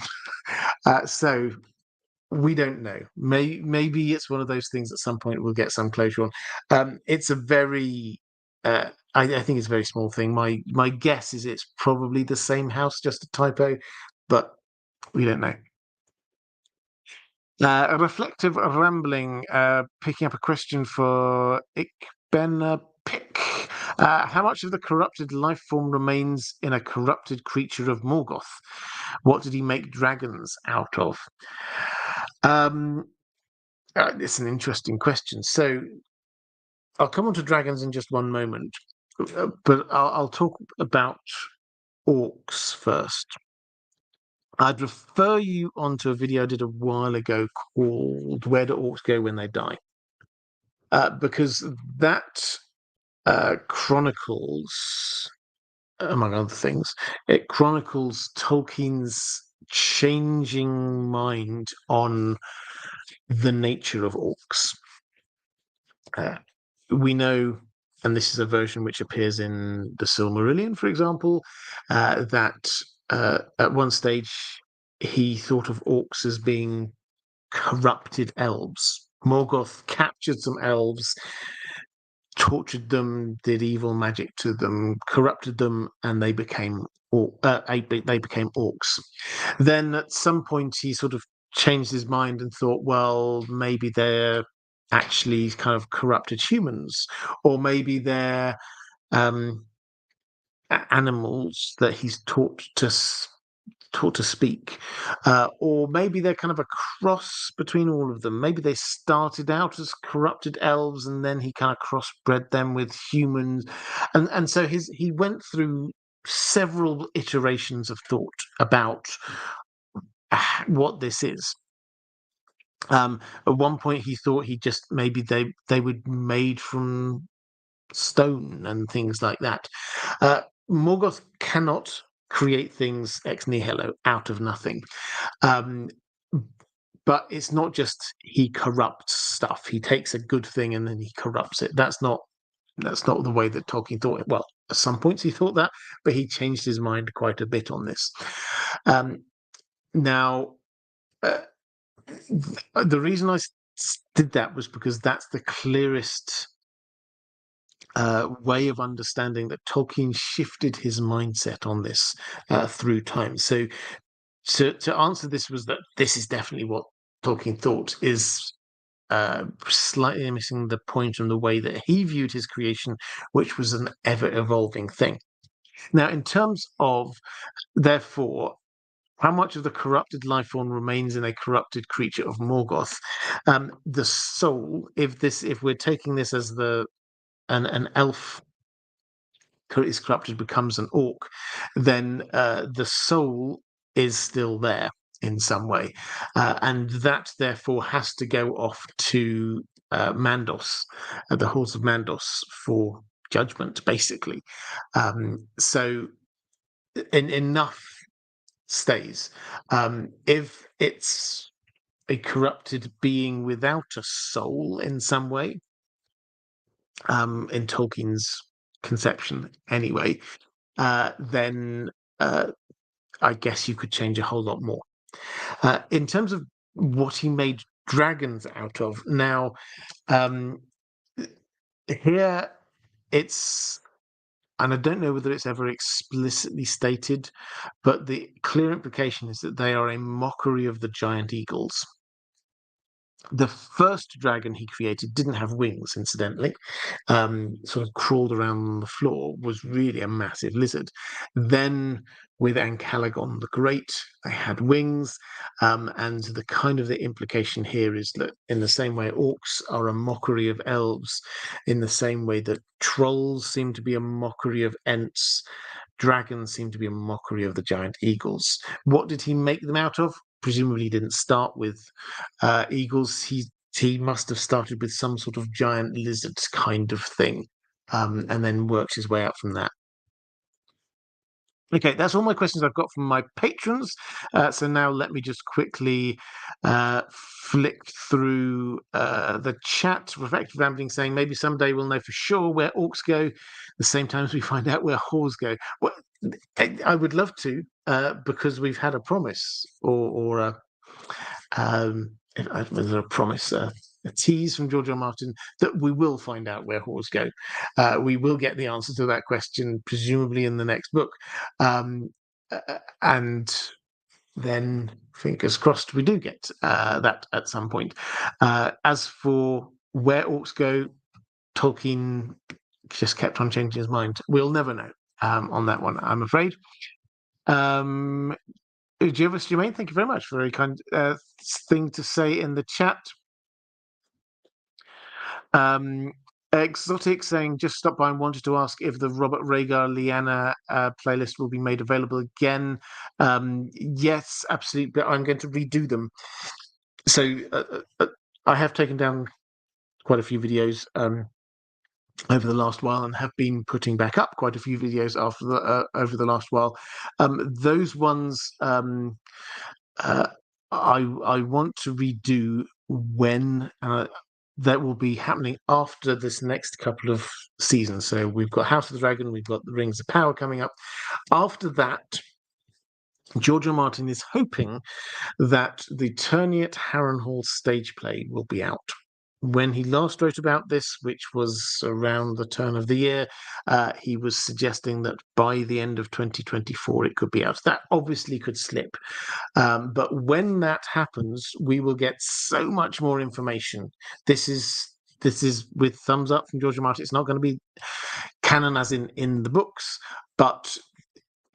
and it's written by somebody else, but George R. R. Martin has had input into this. He's not going to allow things in there that are not happening in the books. So we will get so much extra information from that.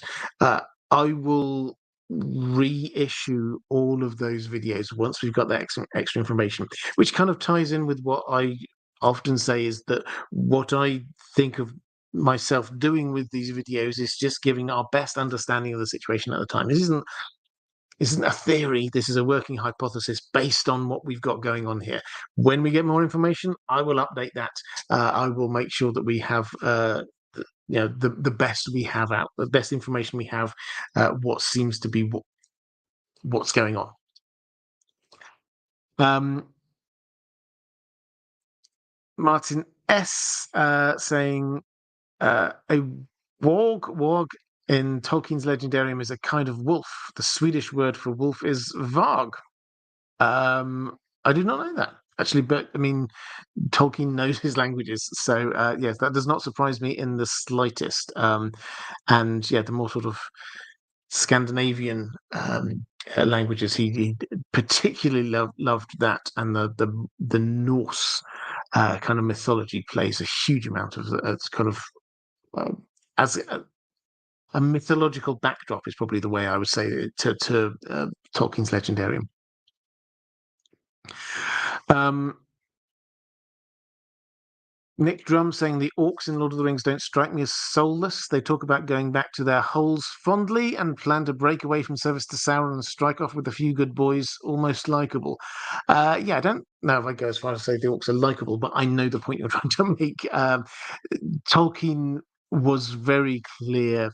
He showed us conversation, people listening into conversations between orcs, is that they're not just stereotypical nasties, generic bad people. They did have their own cares and dreams and things like that. Yeah. Okay, right. I think with that, let's just bring this one back in together a little bit. So, a reminder what is happening on these live streams on this channel over the course of the next few weeks. So, next Thursday, I'll be back with an open Q&A. And that is going to be the case for the foreseeable future, all the way through the House of the Dragon, probably carrying on all the way through the Rings of Power. The Thursday live streams are going to be in, well, it depends which day of the week the Rings of Power comes out on. We'll see. But certainly through House of the Dragon, Thursday live streams are going to be open Q&A. You can bring whatever questions you want about House of the Dragon, about Lord of the Rings, whatever. Before the show comes out on the Sunday at 10 p.m. my time, 5 p.m. Eastern time, I'll be doing another live stream, a pre-show live stream for that episode. So we will be looking back at the previous episode and also forward to the episode that is coming. Those will be charity live streams. I will be announcing on the day what that charity will be in aid of. But yes, I think in the meantime, what other videos to look forward to? I genuinely can't remember. Oh, I've got one coming out tomorrow. I do remember, which is I promised this a little while ago, and I can't. I don't know what to title this. It's going to be either called "When the Maesters Ruled the Seven Kingdoms" or "Did the Maesters Kill All the Dragons First Time Around?" One of those two, but it's around a fascinating period. If you've read Fire and Blood, you probably noticed during the Regency, which is what happens after the Dance of the Dragons. During the Regency, the regents drop like flies. There are 7. Normally, you have a regent. If you have a king or ruler who's too young to rule on their own, you get a regent who is put in place to be ruling on their behalf. Basically, Cersei is being regent at the moment to Tommen in the story, or so that's the kind of the model we have. A regent. There's a it is suggested to Ned in book 1 that he could perhaps be regent for Joffrey. So that's the kind of idea, is you have a regent. They put in place 7 regents for the new Aegon III. 6 of them, within the space of 2 to 3 years, 6 of them had died or resigned, leaving just one, this guy called Grand Maester Munken. They were replaced by 3 more, who all also died or resigned, leaving just Grand Maester Munken. Half a dozen or more different Hands of the King went by, leaving just Grand Maester Munken. And you actually end up with this period of time for. Here's me spoiling my videos again. I always do this. I'm just too excited by this topic. You get this period of time for, we don't know how long exactly, 6 months, a year maybe, where all of the power in the realm is concentrated in a way that's never happened before, never happened since, in one man, Grand Maester Munken. He is the only regent. He is the hand of the king. He is the only member of the small council. There's no one else on the small council at all. He is the head of the Maester network, so he's in charge of all communications. All all of the parts of the Seven Kingdom have got other things going on. There's a massive winter going on in the north. They're not paying attention. There's a civil war happening in the Vale. They're not paying attention. The Westerlands are at war with the Iron Islands. They're not paying attention. Everywhere across the Seven Kingdoms, nobody's paying attention to what is happening for this period of time that gets glossed over in about a sentence in Fire and Blood. And so Munkin took over control. Let's move on. There's nothing to see here. What did he do in that time with all of that power, unprecedented power? Well, leading up to that time, dragons were born normally. We had one dragon born basically during the dance morning, the dragon morning. After that time, not a single dragon is hatched normally. Can we blame Munkin? I think we can. Anyway, that spoiled that entire video, so there's no need for you to be watching that. It's coming out tomorrow. But I will be back this time next week with another live stream like this. If you want to check out that video, other videos over on my main channel. If you're watching back a bit later, appearing somewhere around here is going to be a link to other live streams if you'd like to be watching them. Appearing somewhere around here is a link to my Patreon, which is the best place to go if you wish to support this channel. Thank you, patrons. Thank you for some fantastic questions, everybody in the chat, and moderators. You are amazing. Thank you so much for all you do. It's going to be getting even more hectic with the TV shows coming on. Thank you. I hugely appreciate it. But that is all for this time. Take care, everyone, and I will see you again next time.